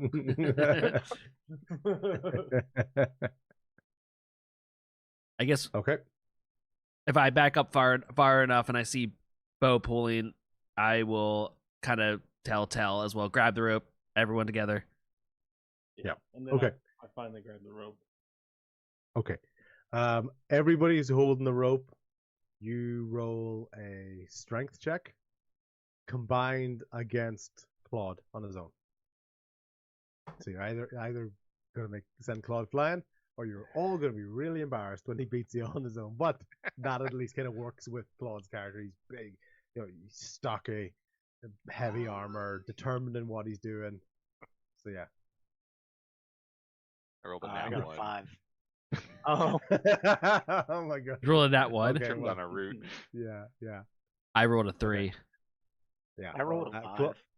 Claude, you end up on your ass. Basically, it's not even that much. You don't even get sent flying, but you don't even necessarily get pulled back, but you just get pulled straight down onto the ground, and you're just sitting in the mud as well. So you're almost sitting directly opposite Tuggles. Tuggles, no. Did you say that I felt something moving under my leg? You did indeed. Can I look into that some more? Yeah. So so basically something is like kind of like wobbling underneath where your knee is and underneath the surface, and you can kind of feel a little bit of a disruption in that. And basically, as you kind of get your big paws, your big claws, your big hands into the surface, you very easily get to what's in there. And there's basically a seed in there that is almost kind of, it's decent size, probably about the size of like a strawberry, like a good sized strawberry sized seed in that, and that's kind of vibrating and moving a little bit. Not crazy, just. Gotcha. Yeah. Little seed. Is it like glowing or anything like that, or is it just kind of? No, it's more that it's moving, and it's probably more the size of it in particular that's sort of distinctive for yourself. And if you were to lift it and sort of pick it up, yeah, absolutely. You feel a slight vibration, with regards to your trinket. With your trinket, yeah. Okay. Yeah. Toggles, we are leaving. Just yeah, but like in a very like yeah from a distance. Yeah, I'm gonna keep the seed, and okay. I would like to move to the exit. Okay, cool. So just as you pick up the seed, you have one quick flash in your head of that image. Very good. And then gone. Okay. Did I ever have a view of the roots that they were stuck on? Well, you're kind of at the front of the room here, so you do see it's a very large root system in there. Yeah. So it's not like they are like massive roots. Yeah. Okay. Did I see a change in its demeanor? Did it stop glowing after we came back? No, it's same. It's still got the glow. It's still got the mist. You don't know whether it's mist or dew or fog or whatever, but there's certainly something seeping out of it. Got it. And yeah, so the scene didn't really change. As well. Yeah, as it kind of goes up, and you look into the room, you can see there's little areas where that fog and that air is seeping out of, as well, out of the room. So that's why it's not like you're walking into a sauna where it's all smoke and whatever, it's all contained. It is actually seeping out through the soil as well. Understood. Okay. Ryan's less annoyed now, and kind of scientifically, like when she was with Casera's tentacles, kind of interested in going up and touching the root and seeing if I can take a sample of it. Yep. Here we go. You can do, yeah. It's you when you look at it, you do get the feeling it's just like a root system. It's not. It doesn't look like it. It doesn't. No, as in, it doesn't look like a material that you can't cut off or you can't take a sample away from. It's not like, oh, my knife couldn't cut this. So if I break off one of the glowing parts, does it stay glowing? It glows for a little while, but it will phase away just because you eventually take it off. But even then, squish lightning bug. Yeah, but you kind of get the feeling that it's not just that part of the root that glows. So I know on the image here it's obviously more concentrated at the end, at the root tip. But you can almost get like a pulse or a bit of a boom, boom as it sort of goes through it. But naturally, because it is a living thing, if you cut it away, eventually it's separated from that. I'll still take a piece of it and shove it in a pocket just to see if we ever meet up with Jarvis again or someone else that might have some insight. Tuggles, the seed that was in your hand, as you're looking away, it jolted as that happened. Okay. We are going. We are going. Let's go. That's up to Tuggles if he makes that deliberate. This happened when that happened. Mm-hmm. But as you're sort of looking at the seed, it didn't. It was like kind of like a bit of a life into it, a bit of movement into it, and it's probably the closest thing it did to like a jolt. Yeah. Okay. Tommy's still going. We are going. Yeah, Tommy's backing up. I don't want to be in this space at all. So Tommy has whatever the end of the rope is, and is kind of doing a thing where he has turned his back with the rope over his shoulder, and he's just walking back out the hole, dragging Claude. We are going, or I am going. Tommy does not like to be in this space, so. Bo's gonna follow. Cool. Done in Tommy, here. with Tal, with Bo, are the first ones to make their way, basically try to crawl up the tunnel. It's not a steep tunnel. It is just sort of murky and mucky and a little bit wet, so it takes a little bit of a grip, but nothing that you really need to check for. You will get up that, even if it's eventually. So it's not like, roll to see if you get out of the pit. You will get out of the pit. It's just whether you do it quickly or slowly. Is Claude resisting us pulling on the rope, or is he just coming along? Claude is basically being dragged while sitting to the base of it, but there is actually like almost the closest thing to a step, which is the part you fell off of. So even if you were pulling, you can't lift them up the step. You can't like tug them up the step. Okay. So eventually I get to like a point of resistance with the rope, and I'm like, oh, I think something has him. Like, and I don't know, I don't know what to do. I'm like, you see a little bit of panic, or Tell and Bo sees a little bit of panic. I'm like, it's not going anymore. Yeah.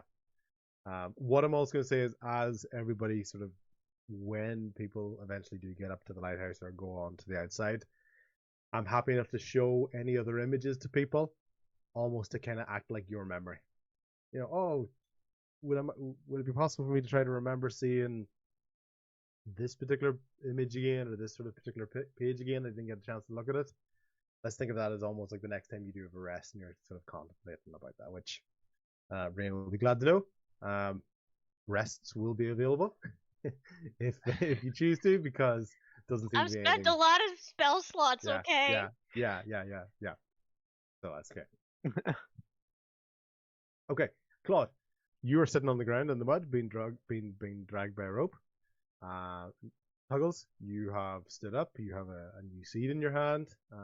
You're no longer touching the root system. You don't seem to have any sort of other connections to that. You're the only one who saw the very first vision, just so you know, just so anybody else who's trying to figure out what they can and can't discuss. Tuggles is the only one who saw the first one. Everything from the fungus sort of wood tunnel, everybody experiences, but you haven't talked to each other yet about, we all experience that. Okay. I'm happy to use my own feet now that Tuggles is okay. You are. Okay, I'm good. I'll do one of those, grab him by the arm and lift him up, throw him up to his feet. I don't want to hurt you anymore, I think. Are you actually good? Use the safe word. Bubble gum. Yeah. What the hell is bubble gum in this world? Yes. He's just making up words now. He's gone crazy. He's delirious. Yeah. Okay, so does anybody else want to do anything in the tunnel area, or is it safe enough to say that eventually everyone's just sort of lifts himself out? Rain, the person or the entity that has the most difficulty getting out of this tunnel is Tobin, who's just loving just in the mud. I think on the way by, I'm gonna kind of participate in that a little bit. Because it looks fun. Oh, you're. Yeah. I thought you were gonna participate in helping get Tobin out. No. That looks nice. It's warm. You know, it's gonna keep me Yeah. nice and cool when we get back out in the sun. That's probably the first thing that kind of distracts Tobin enough to stop doing that, seeing somebody else do it. And you can see it's probably one of the first moments he looks. He goes like, "Oh, okay, you know, This guy's person. cool. Yeah, this guy's cool. Yeah, this is normal for me. This is normal animal stuff. This guy gets me. Exactly." Rian's gonna walk by and just like flicker fingers to cast levitate and just levitate Tobin up. Yeah. The whole... Perfect. So Tobin, the Tuggles, you just see all of a sudden Tobin start levitating off the ground. For future reference, you have an inspiration dice for that moment for what Tuggles would do, Nice. which is good. But that moment of inspiration is slightly distracted by this levitating dog that you. Whoa, this mud is magic.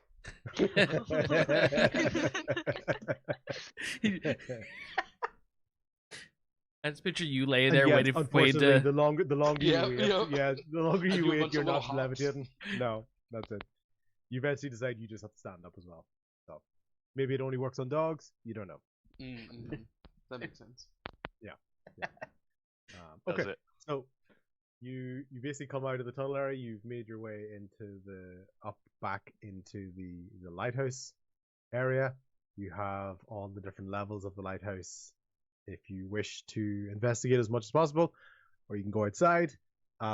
What does anybody have an idea of what they want to do or discuss? Chit chat. Go for it. Rian wants to see if there's a tree outside that would be connected to the roots. Yeah. If you go outside, no. No, this lighthouse area, you can see it's quite bare in that, and there is no tree outside. There's no tree of that size that you would think of. I would need that sort of root system.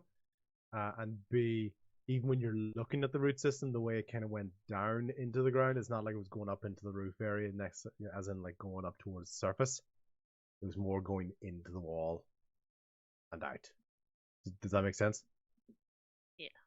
Like it's not like the roots were coming down from the roof. They were in the ground spreading. So no, there's no tree outside. I would like to gather up the maps that he was studying before and actually take them with him. Cool. So you're gonna pick up these maps that are scrawlings and blood for ink and little rough looks and things. I'd like to I'll come back one thing. I think between Rian and Tommy that were upstairs, did one of you guys take the piece of paper that was up there? We took the cloth that was covering and had that the image about finding items to close it. Yeah, exactly. You had the scroll We and have it showed the image that kind of split the light. Yep. Yeah. So the light up there is a single beam now. But it was previously used to split that light into two directions. Yeah. Okay. Cool. Bo, sorry. Oh, I was just gonna say, are those little blood circles in the picture in the same room as where the maps were? Do they look anything like the sigil that we were like? What are they? Anything? Are they just splotches? Good Can I question. do an investigation check on them? No, you can kind of look at them. It's fine. There's no distinct detail in those circles. They're more just like if someone's going to go here on a map type thing.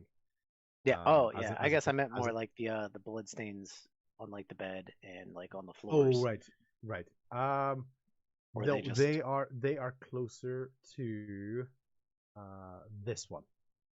Okay. That was on the scrolled piece of paper. They kind of more look like this almost. It almost, you can kind of tell, but I can't quite tell you what the shape is because that's the answer. But they look closer to this. Okay. Which I think you've seen. I think people came down and kind of showed each other those sort of bits and pieces. Gotcha. But they're always there to refer to if you want to go, hey, I want to remember what this or review this piece of paper. I'll show it up on the screen. So they're closer to that rather than these circles being the sigil from the vision. Gotcha. Okay. I don't know if anybody else wants to act. I think I know what I would want to do next, though. Okay. Tommy, Yeah, I have a general go ahead. direction for next, so not like small stuff, but whenever we're ready to. Yeah, when you, as a party, sort of decide what you want to do. Okay. Yeah. Cool. So we'll come back to Bo and Tuggles when it comes to that debate. To the death debate. Fights the death. Yeah. Tommy coming out of the hole is not calm like anyone else. Tommy does not like holes, and he's very panicky as he comes out. He's like, I knew we shouldn't have gone down that stupid hole, and there was that glowing fucking plant, and it messed with my head. I saw shit, and like he's just like pacing in circles around the room, very loud, and is very shook, very.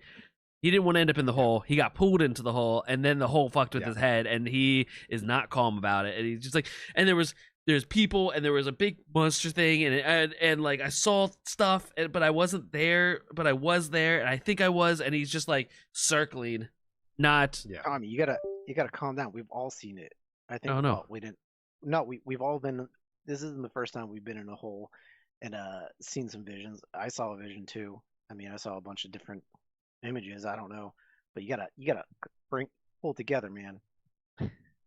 No, there was stuff, and it was bad, and I hated it. Yeah. Tommy, take an inspiration for me there for your basic claustrophobia reaction. Thank you. Okay. Thanks. I'm trying to fix my camera.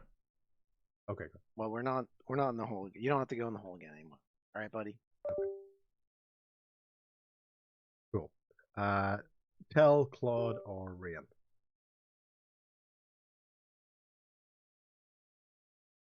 Claude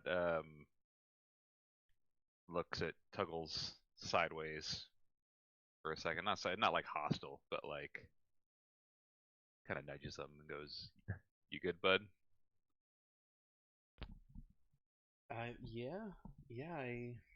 I mean, are you guys good? There was a lot going on there. I mean, y'all didn't get attacked by the twig blights, right?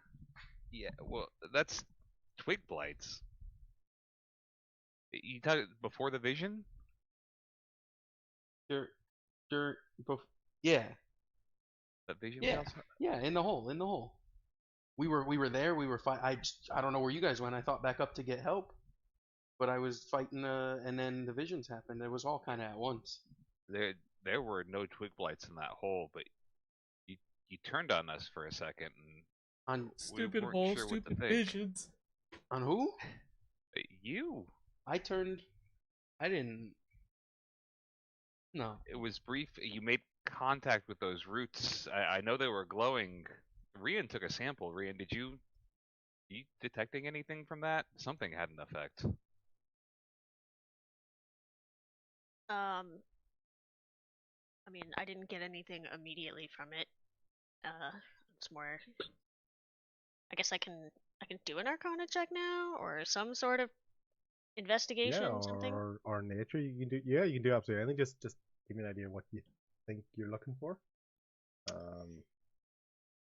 It doesn't have to be an exact question because I know it's like this weird ass root. I don't. Yeah, we know it's weird and magical, so I don't know that Arcana really matters. I don't. Shouldn't have that with you. Shouldn't have that with you. You should put it back. Put it back in the hole. Don't have it with you, man. Like that lady on TikTok. Put it back. Put it back.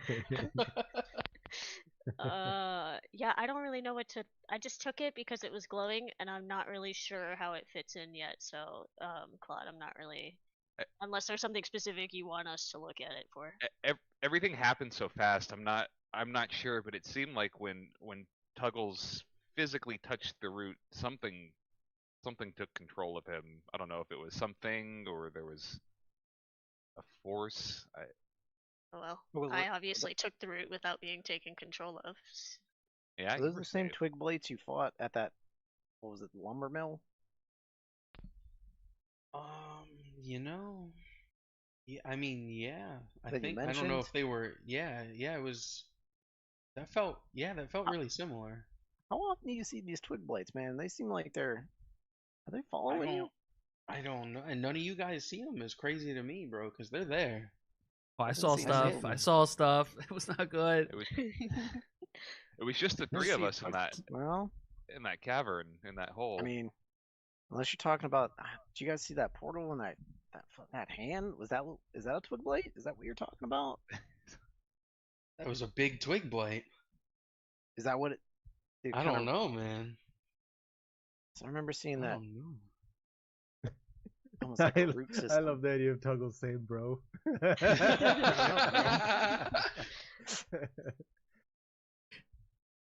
Okay. Look more like an evil Danu. Yeah.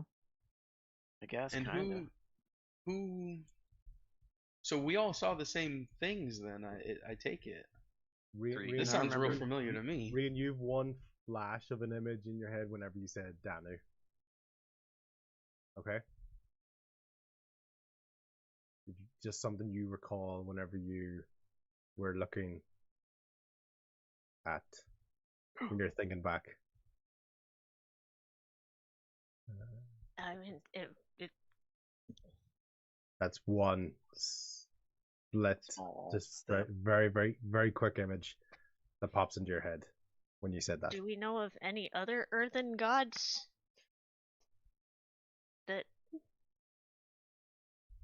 I mean, Change shape. Can I do a religion check on that? Do I have any general knowledge of that?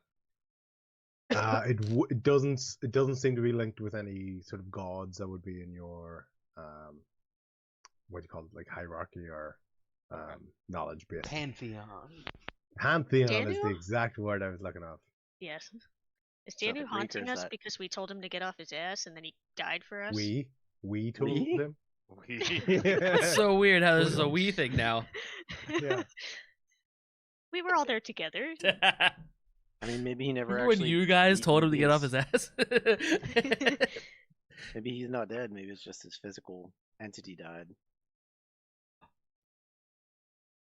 Anyway, That's true. I don't know much about gods, but killing a god just dying like a mortal doesn't seem. Demigods. Stupid There's gods a and big library hands. in Why this is it tiny us? fishing Why is it town. always us? just and you see Tommy just at this point just walks out. He's gonna go downstairs and walk outside to get air. Rian does the ultimate action movie line of, "We need to get to a library." That's not the first time we've done that either. I know. We need the Google search. Just ask AI. Speaking of, can Bo wants to think of the giant creature, big creature with the instruments, the one-man band, and also is he gonna be able to make the connection between him and Porter? From the first time we saw him. Yeah, well, so you tell me why do you think Porter is in that picture? Well, one-man band, but then also in the later on, you can kind of see the silhouette of a turtle shell whenever you see the protection spell go out. Yes, you can indeed. So you see a turtle. You see a still physically very large turtle in that. And even from this image, it does look quite a bit younger than Porter. Teenage. It looks more like Franklin. Oh no. He didn't make it to Bear's birthday party.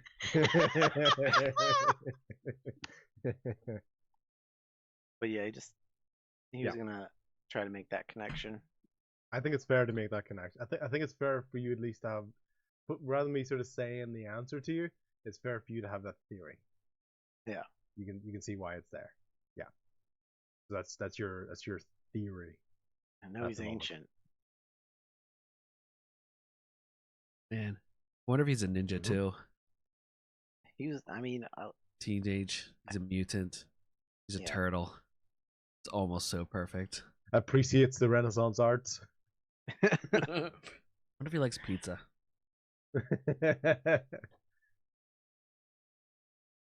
So yeah, that was going to be the next thing that Bo would want to do is go see if Porter's still outside, which I doubt he's gone very far. Yeah, not a huge amount of time has passed since. Oh, I just meant because he was a turtle. Wow, just because his turtle can't go fast. Is what you're saying? Wow, Wow, that's crazy. He's really long leg span. Hop in the pool and let's see you keep talking. Never said they can't. Yeah, that's right. I don't think he wants to. You old swampy racist Boda. That's yep. Hey, calls him as I sees him. Racist against all the humanoid animals. Okay. Yep. So that's Bo's at least sort of area of theory. That's the only connection that I can make for like my knowledge. Yep. That is fine. Cool. So we have an idea that Bo basically wants to at least have a chat with Porter outside. Tuggles will hear your plan of what you think you want to do next, while everyone else has to think about what they might want to do at the same time. Yeah, so I was kind of on that same track, and I was thinking back. I know that I previously had some interaction, whether it was more in passing or not, with Calric. Do I remember, like, what race was he? Human. He's human. Okay.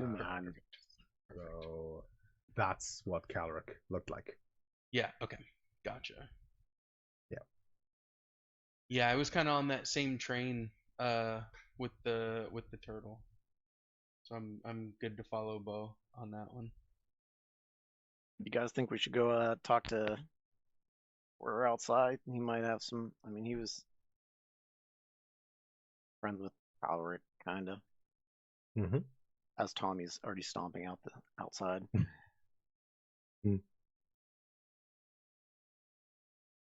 I'd like to get out of this lighthouse. Yeah, I gathered what I wanted. Okay. Tell and Rian, do you guys want to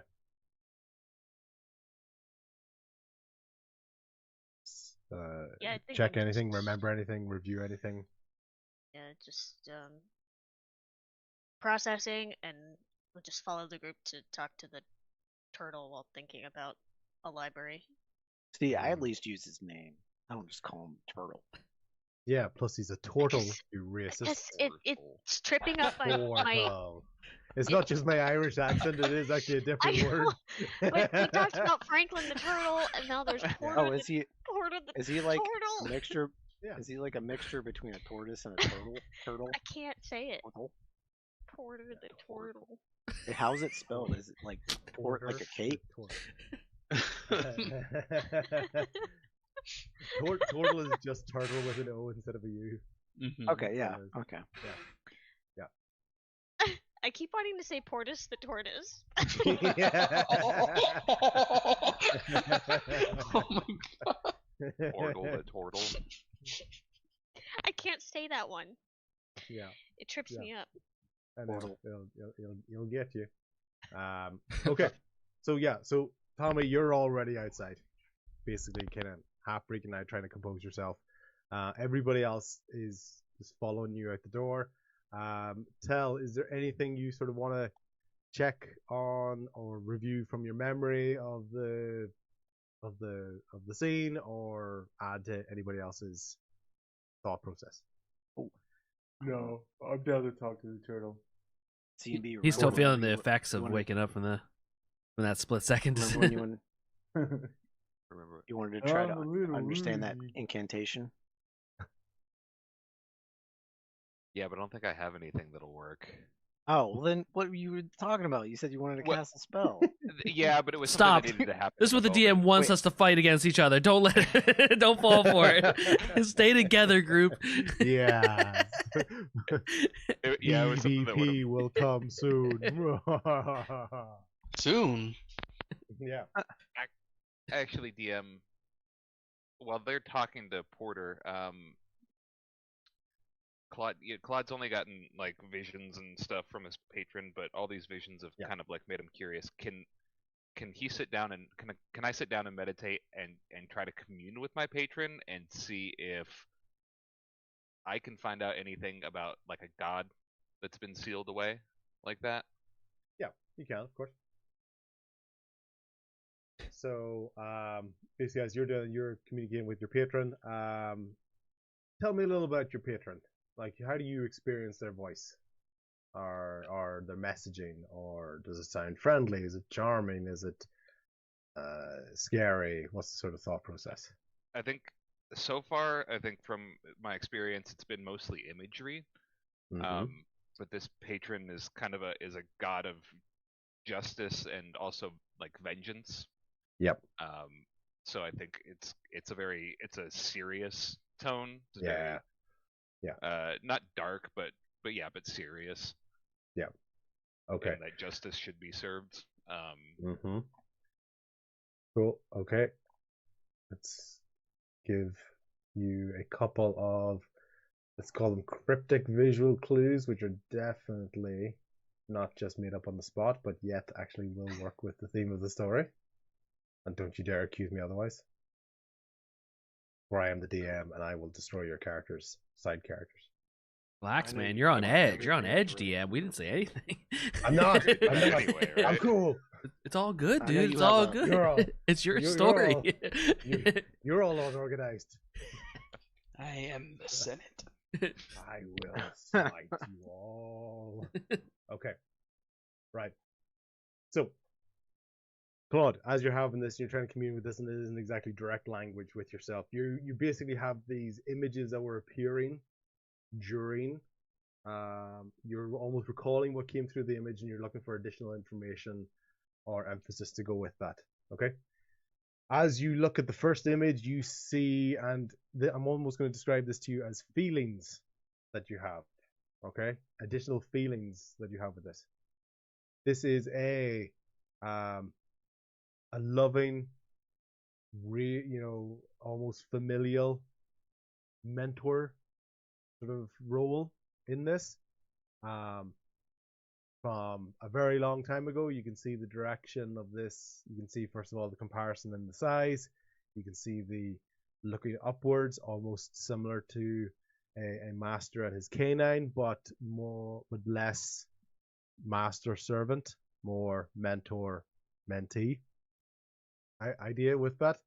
And a loss is the other word. No direct connection or direction on that, but you can feel loss when you see that. Okay. This image, you have a brief feeling of triumphant return, followed by fear, followed by confusion, followed by fear, followed by an eerie silence and tears. Third image, a very deep, low sadness that almost feels like it is never ending. An inability to let go. A impotent rage, an inability to reclaim, find, or restore that what was lost.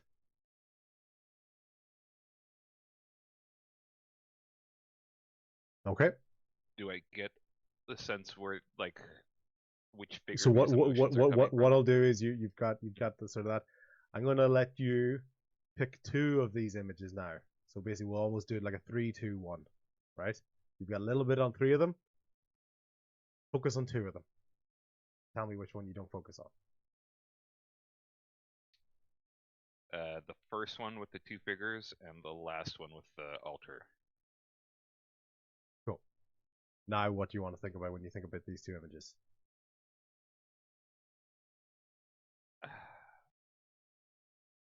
The first one, I want to know.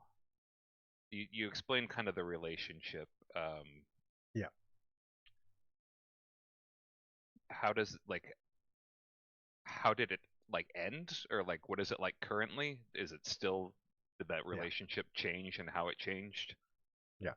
So the relationship changed due to the loss that was talked about. But okay, an idea of new responsibility due to this anticipated but still shocking loss. So at some stage they knew that this transfer was going to happen, but it still doesn't take away from the loss. Okay. So a succession, if that makes sense. Okay. In the second image, you talked about the rage. Mm-hmm. Where is that directed, if anywhere? Yeah. It's directed. Sorry, make sure I got the mic on. Yeah. It's directed at an unfairness or injustice in the world, but almost not aimed specifically at someone. More at the situation. Okay. A despair at the situation. Fair. Okay. Okay. Pick one of the images and you can meditate on that.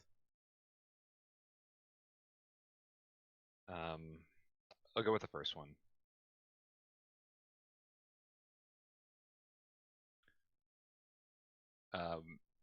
Can I get do I get a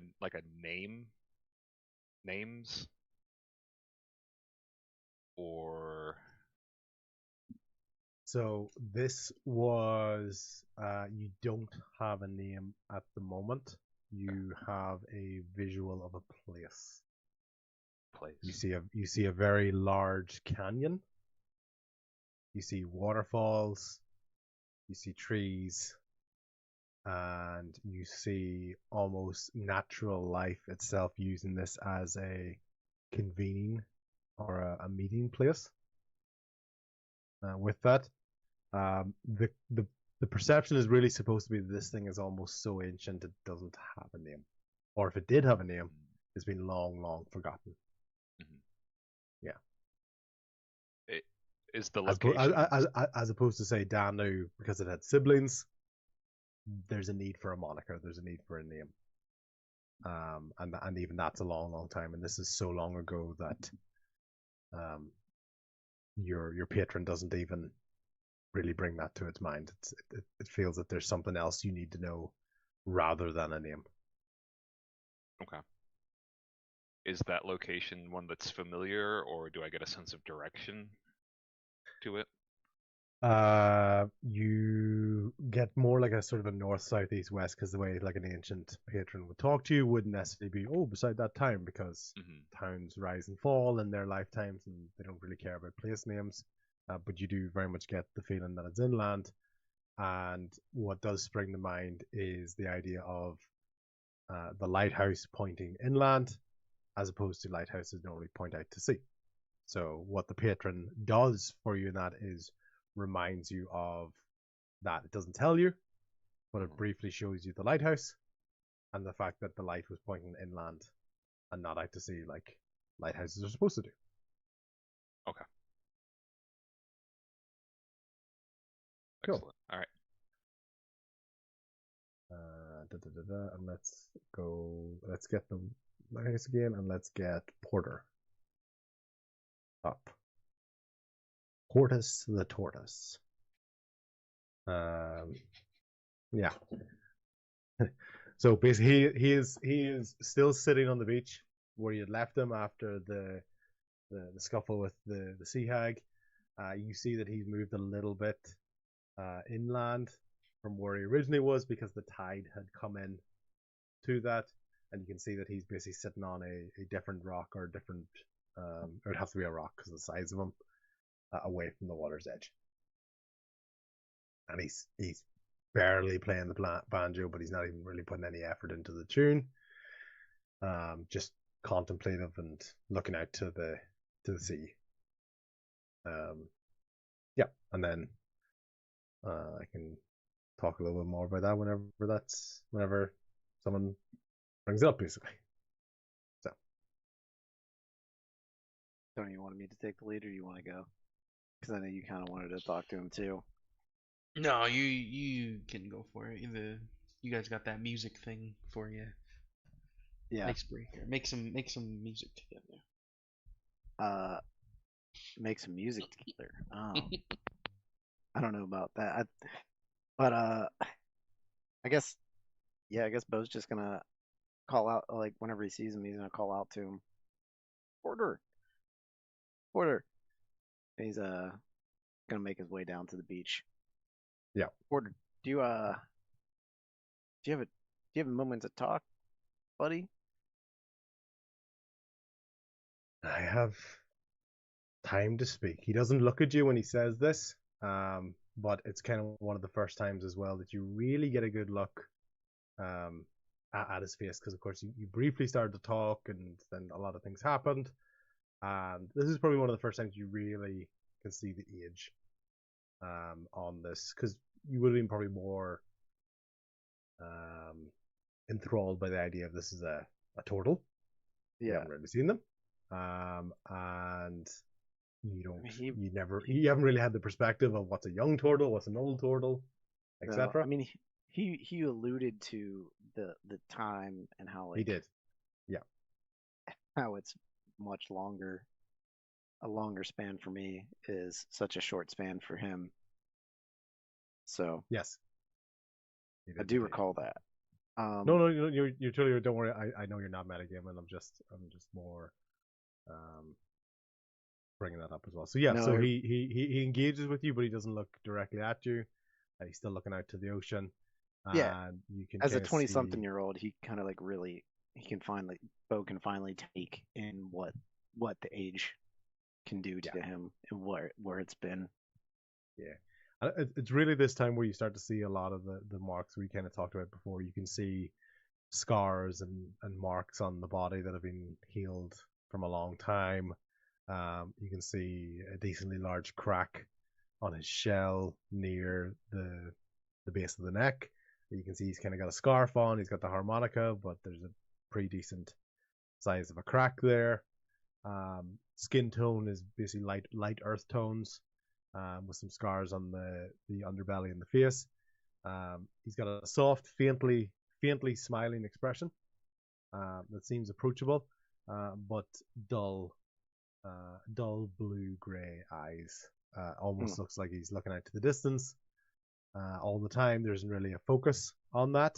So while other people sort of look at you and you can see where their eyes are going, you really get the feeling that his eyes aren't really looking at anything. Almost an element of that kind of uncanny valley look to that. There's, like, if you actually, do you know what that is? No. Okay. The uncanny valley is the idea that if you looked at something that's AI or a robot, it's the eyes that can really sort of tell that it's not, that it's not a natural stare. It's like one of the hardest parts that they can get to make it look like it's alive. So it's got that feeling. It's got that feeling of, it's almost like a weird stare that isn't quite looking at you. It's probably more the head looks in your direction as opposed to the eyes looking at you. Gotcha. Yeah. Yeah. So basically, that's kind of the feeling of that. So yeah, so you wanted to talk about something with him, sorry? Yeah, I was just gonna. Yeah, so how we just had an experience in there with a root system and some type of mist, and had some visions, and it seemed like you were in the visions. What root system? There are no. Well, that's what's weird. We got in there and up in Calric's living quarters, which was kind of a mess, except for there was a plant that was growing. It was alive. It was thriving, actually, and one of our members he pulled it out, and we found a cave, or not a cave, but like a tunnel. It seems like almost Calric dug it himself, maybe. I don't know, because it was almost as if it was hand dug. Did you find Calric in the tunnel? Has he really been hiding so close all this time? There there wasn't any body that I recall seeing. There wasn't anybody or any body. So Nice. so he's still on the lam, if you will, and I'm sorry for that. But Sorry, it what was animal took him? A on lamb? the lam. He's not around. He's out, unknown. His Ah, location's unknown. okay, On the run, almost, if you will. But okay. he I don't know if maybe that's we had this vision at the roots. I don't know if maybe that's what caused him to start to be odd, I guess, if you will, in the short time you I knew him. I know the last things we talked about were his attempts to identify any information about the mist. But the longer that went, the less organized his thoughts became Yeah. and harder to follow his intent. So you think you kind of kept going into the mist or stayed in the mist, or do you think he embraced the mist? I just know that Luskin for the last few months has been surrounded by a fog of some kind. Yeah. And that seemed to be what was driving him. As you can imagine, with a lighthouse keeper, their job, they want to keep people safe. Yeah. And the unnatural impact of that fog, if it's the same as your mist that you talk about, I don't know. But I know that that was Porter's. Sorry, I know that that was Calric's intent before his mind became increasingly unraveled. Yeah. Well, he anyway, during the in the mist, I got a vision of I think we all got a vision of some different images, but there three individuals stood out. It seemed like it was a very large individual with, instruments on their back, and I can only I don't know. It was very much like you. Uh, they were fighting in a almost like cavernous root infested This is one of the dungeon. first times Porter's sort of sets up a little bit straighter. He's not looking at you.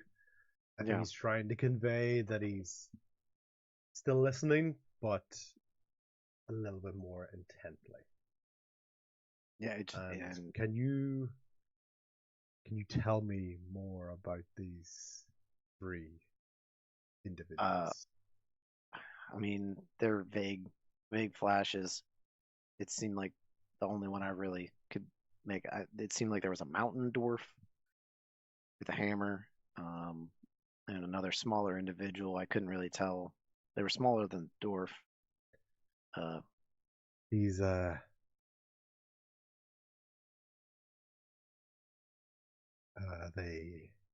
they were my friends. Borson Yeah.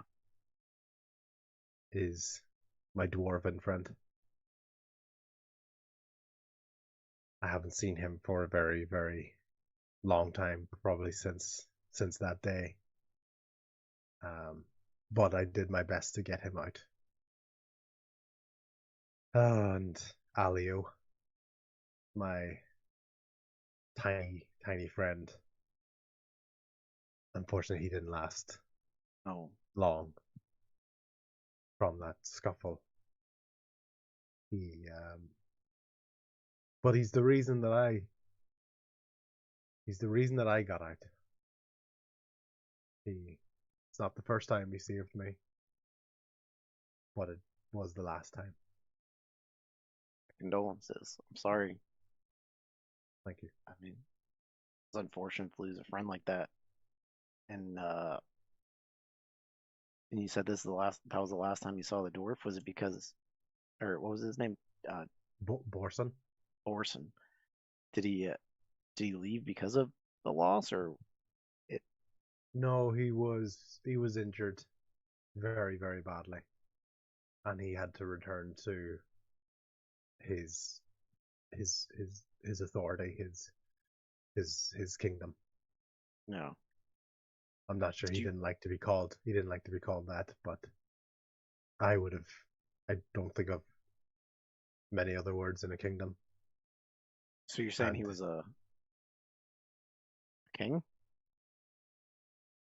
Technically a lord, I believe, is what they would call it. Wow. But you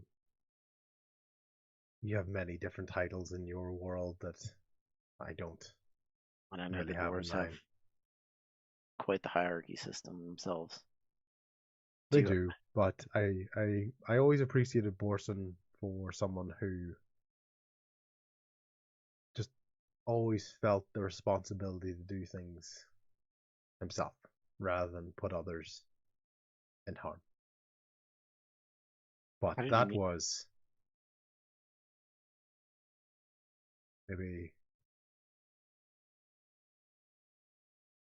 you can see him in his head. He's almost trying to work things out because just time is different from him.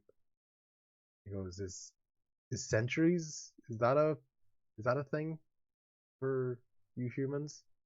Yeah, Bo's gonna take a beat because it's like really wrapping his head around. I mean, he knows that like the creature turtles can be like grow and live long, long, long times, but just like centuries, centuries. That's a century is maybe one lifetime for a human. I can't imagine how long that's been.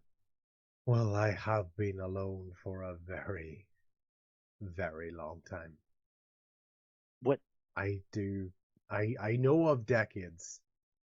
I know that one. But this is definitely longer than that. Much longer than that.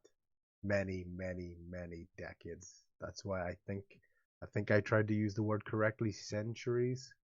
I think you might have nailed it. I know dwarves can live a long time too. But did you what so how did you meet them, and why were you there in that precarious situation? We were an unusual bunch, but we worked together well, and a great threat was imposing itself on this world, and we just tried to do what we can to stop it.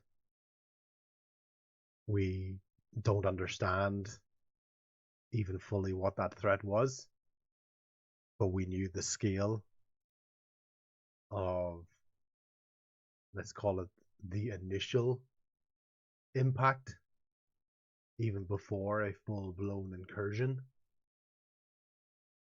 But the impact of these small waves was massive. We couldn't even contemplate, if this thing succeeded, what could happen.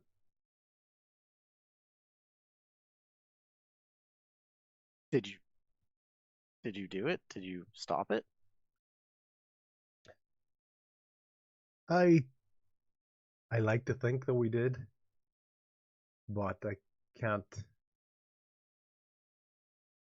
can't find peace in the idea that maybe I just delayed it. What did you guys do? Even for as long as I've been here. What did you do to what is it you did to stop it? Whatever this threat was. So what we were told was that there were elements of both this world and that world that had to be brought together to secure a weak point between these two worlds. There's an opening, a portal. I've heard some younger wizard friends of mine use that term. It's basically, I understand it to be a doorway between this world and the Fae world. And all of my knowledge of the Fae, they have little to no good intent for this realm. And entering here and taking control of here is too great of a temptation for him to let go. Who sent you on this mission? You say We they just told had you to. about this. It was a collective, like a council of sorts, and it takes a very large threat to bring together previously warring or unfriendly or rivals, as you can imagine. Dwarves, elves, mortals. These 7 nations came together, and we were the last to still be there at the end, my friends. We did what we could. I'm sorry that it wasn't more permanent, and I've wandered this earth hoping that I could rectify this so that I may eventually be at peace, or at least give me a reason to learn a new song that's not a sad song. You saying that metaphorically, or do you actually want to learn a new song, bud? I want to be inspired to want to learn. A song of peace. I've seen villages and towns rise and fall. The geography of man shifts, and each generation believes it to be the most important, and that it will make the most progress, and it will never repeat the mistakes of the last. And every few generations of man, they forget these lessons and think they learn them all over again, and stories and lessons become parables, and they become metaphors, and then they become forgotten. And so I just hope I can do a better job, a more permanent job. And this whole time he's not even looking, he's still just almost talking out to sea. You can see the mouth sort of, it's a hard face to do expressions on. Yeah. And he's barely strumming some strings as he went along.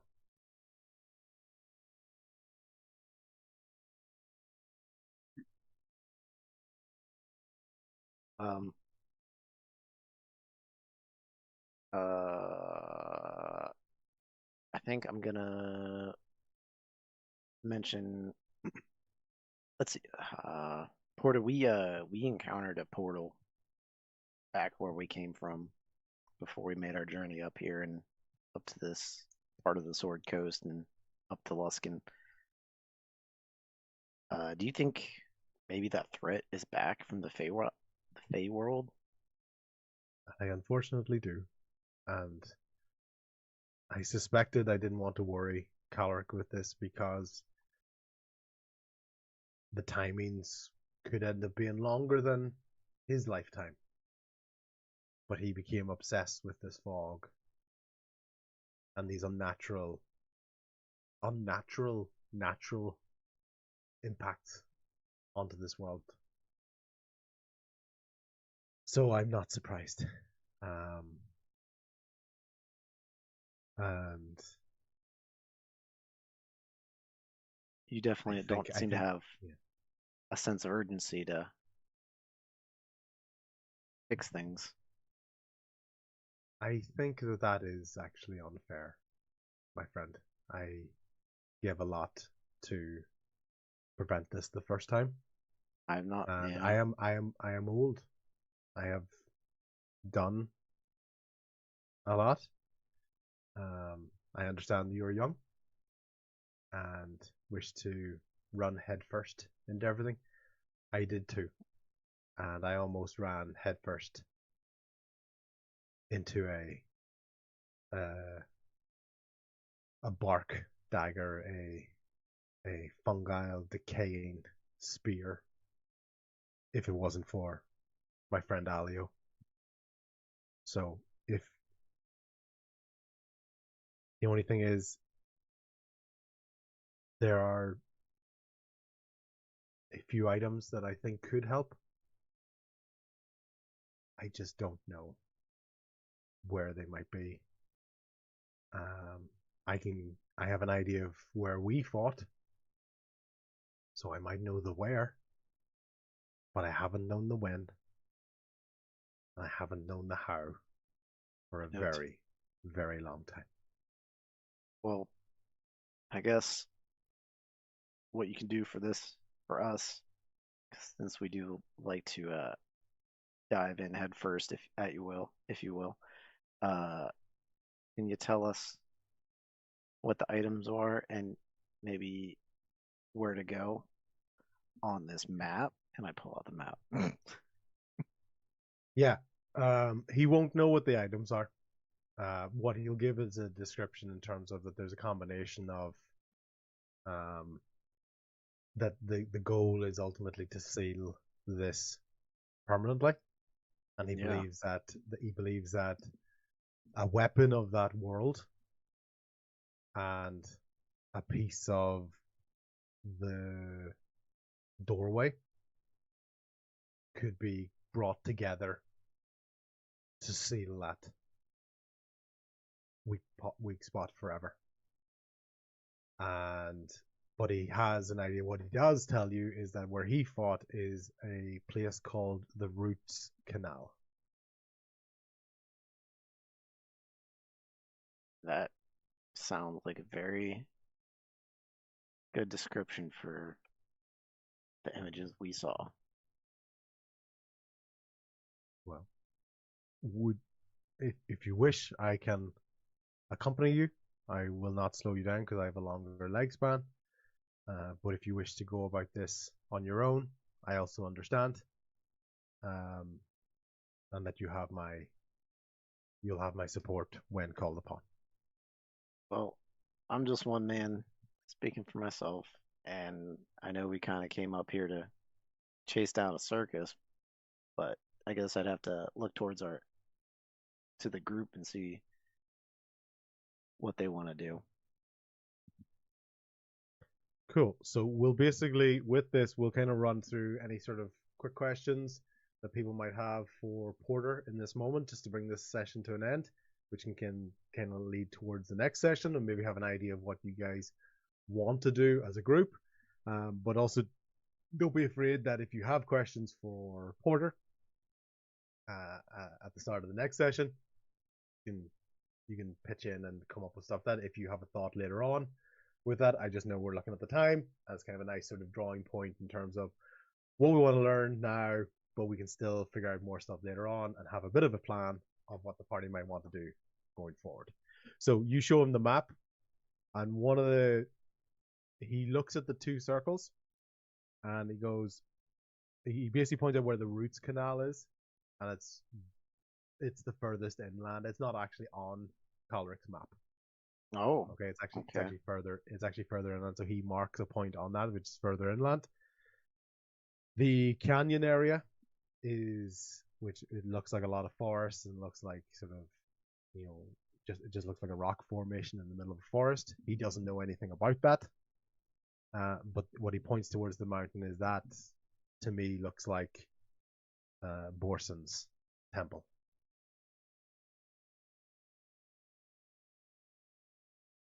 So I would hope that he might have more information for you, or more can be found out from there. Where was your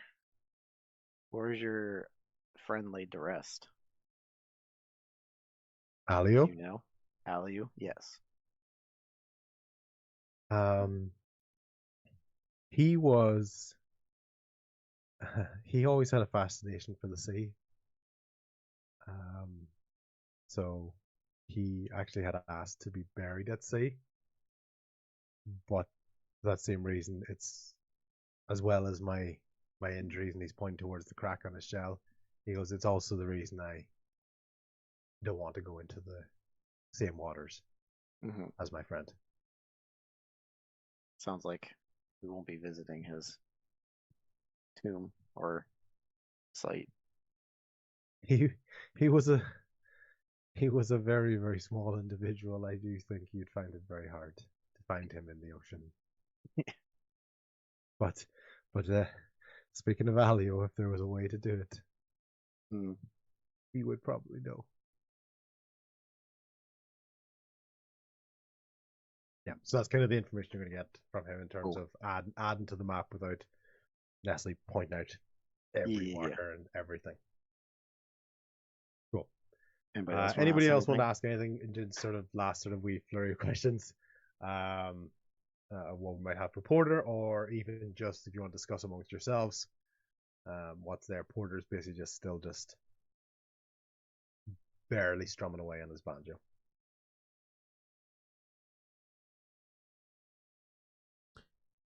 So somber. Tommy wasn't a part of the company. Tommy was off to the side, very much just. Oh my God, Tommy, not even a part of it. Just very much. He's trying to calm himself down, so he's just over there, just been spinning his pistols, putting them back in the holsters, spinning them, putting them back, kind of half catching the conversation between the two, but not really. Long conversation with a turtle. Yeah, I know. Tommy was trying to calm down from the whole incident. Got Tommy over there. We got Claude meditating in the corner. Can I picking flowers? I was listening. Okay. Tuggles. Sorry, I think you were going to say something. Yeah, can I ask Porter about the seed? I want to bring it up to him and just kind of show him and tell him, like, hey, this is something that we found in the tunnel that Kalric dug, allegedly, next to all the roots and stuff. So yeah, I don't know if this means anything to you. To be honest, the last time I saw one of them was during that encounter at the Roots Canal. Yeah.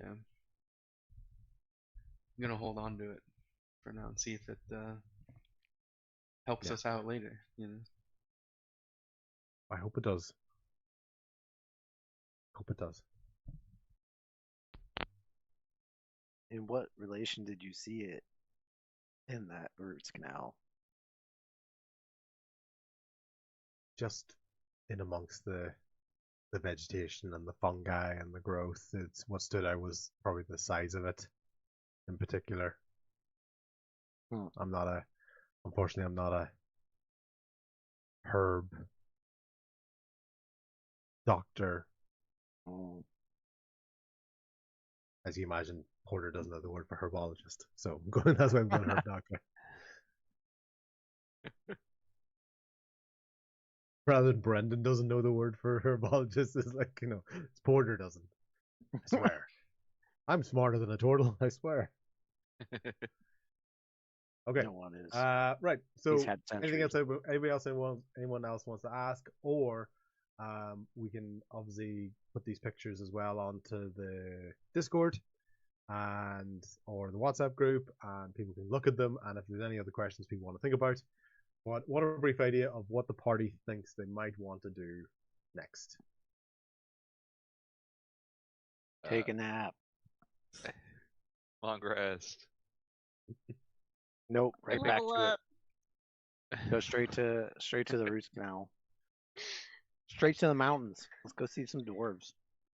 Honestly, I forgot about the circus, so what are we doing about that? I'll meet them on the way. Seems like we have a circus, mountains, and a forest. So, you have 3 possible directions to go. I think the forest and the waterfalls together. Okay. I think. So technically, there's the mountains, there's the forest canyon, there's the Roots Canal, the circus. Even more Or there's options. just stay in Luskin, set up a shop, you know, maybe open up a Wait for bakery, this. you know. We Wait should for this probably just all blow all up. split up and Am go to I- different directions. Am I allowed to leave, or am I on like house arrest here? Oh. You are allowed to Oh leave. yeah. Yeah. Leave the group. Am I allowed to leave the group? Or are they holding me captive? I'm out of here. Yeah. Technically, as far as the town are concerned, you are the responsibility of this party. Gotcha. Because they sort of talked up, and also because, as you've picked up, Porter was the hooded individual that spoke up for you at the trial. At the trial, non-trial. Yeah. The reveal. Trial. What the location that the lighthouse is pointing is probably tied to one of these locations we've discussed anyway, but I want to explain to the party about my patron kind of pointing us in that, or pointing me in that direction as far as you know what this entity is that we saw sealed away. And so Claude got told about the lighthouse pointing inland. What do the people who went up to the top of the lighthouse actually remember about the light? Yeah, the light was the sheet thing that we pulled down. It was splitting the light. Half it was going towards the forest and half it was going towards the mountain. Is that right? From what I remember. Yep. so so we've discussed that. So if you've a brief idea of what you want to do as a party, but you'd be glad to know I'm actually prepared wherever you go. So don't worry. It's like I like doubt I've had that. Let's go this back shit to the planned original for a tavern where while. we first met. Yeah. Home to Daggerford. Does anybody want to Yeah. just chill? Why is it always us? Saving the world. Lucky. Win for Bo to tell Porter to get off his ass and lead to another Deus Ex Machina. Yeah. No, that was for the plot. It was for the story. It wasn't Deus Ex Machina. For the plot. For plot. Yeah, for the plot. Do we I want to just bring assume. Porter with us? Oh, Porter should definitely come with us. Yeah, I vote Porter. Who's gonna seal the evil? He has knowledge, he's big, and he's willing to help protect us, so And And it's he gonna offered. hurt super bad when he dies. okay. He's no longer coming with us. I don't want Porter to go with us anymore. Said the guy that's gonna kill Tuggles, him. you know that if there's a party of tag-alongs, it's always you kill them off in the order they arrive. So Tobin, if anybody, is Oh, the greatest no. danger of No. anybody. No. I Don't you dare. volunteer. First Tobin. in, last out. Okay. No, We're no, adding Tobin, more. We're the Tobin, tagalongs to Tobin. Rusty, Porter. No. This is Tobin's adventure. We're just I don't want to play anymore. I don't want to play anymore. I'll die before Tobin dies. No, you're the one that can Okay, bring people go. back. Wait. Okay. Guys, that's cool. Great session. Thank you very much for that. A lot of information being given to you, but it basically is that real sort of point that a lot of this has been going toward in terms of, okay, let's go. I think it's kind of giving that nice balance between that you guys do what you want, but it's like, oh, I've been waiting for this one, just to give you some stuff that you guys can actually get your teeth into now. Nice. Yeah, now we actually have direction. Just nibbling on that lore. Many directions, though. Mhm. How do you- Let's split up. yeah, I was gonna say, exactly. I think we should each pick something to go do.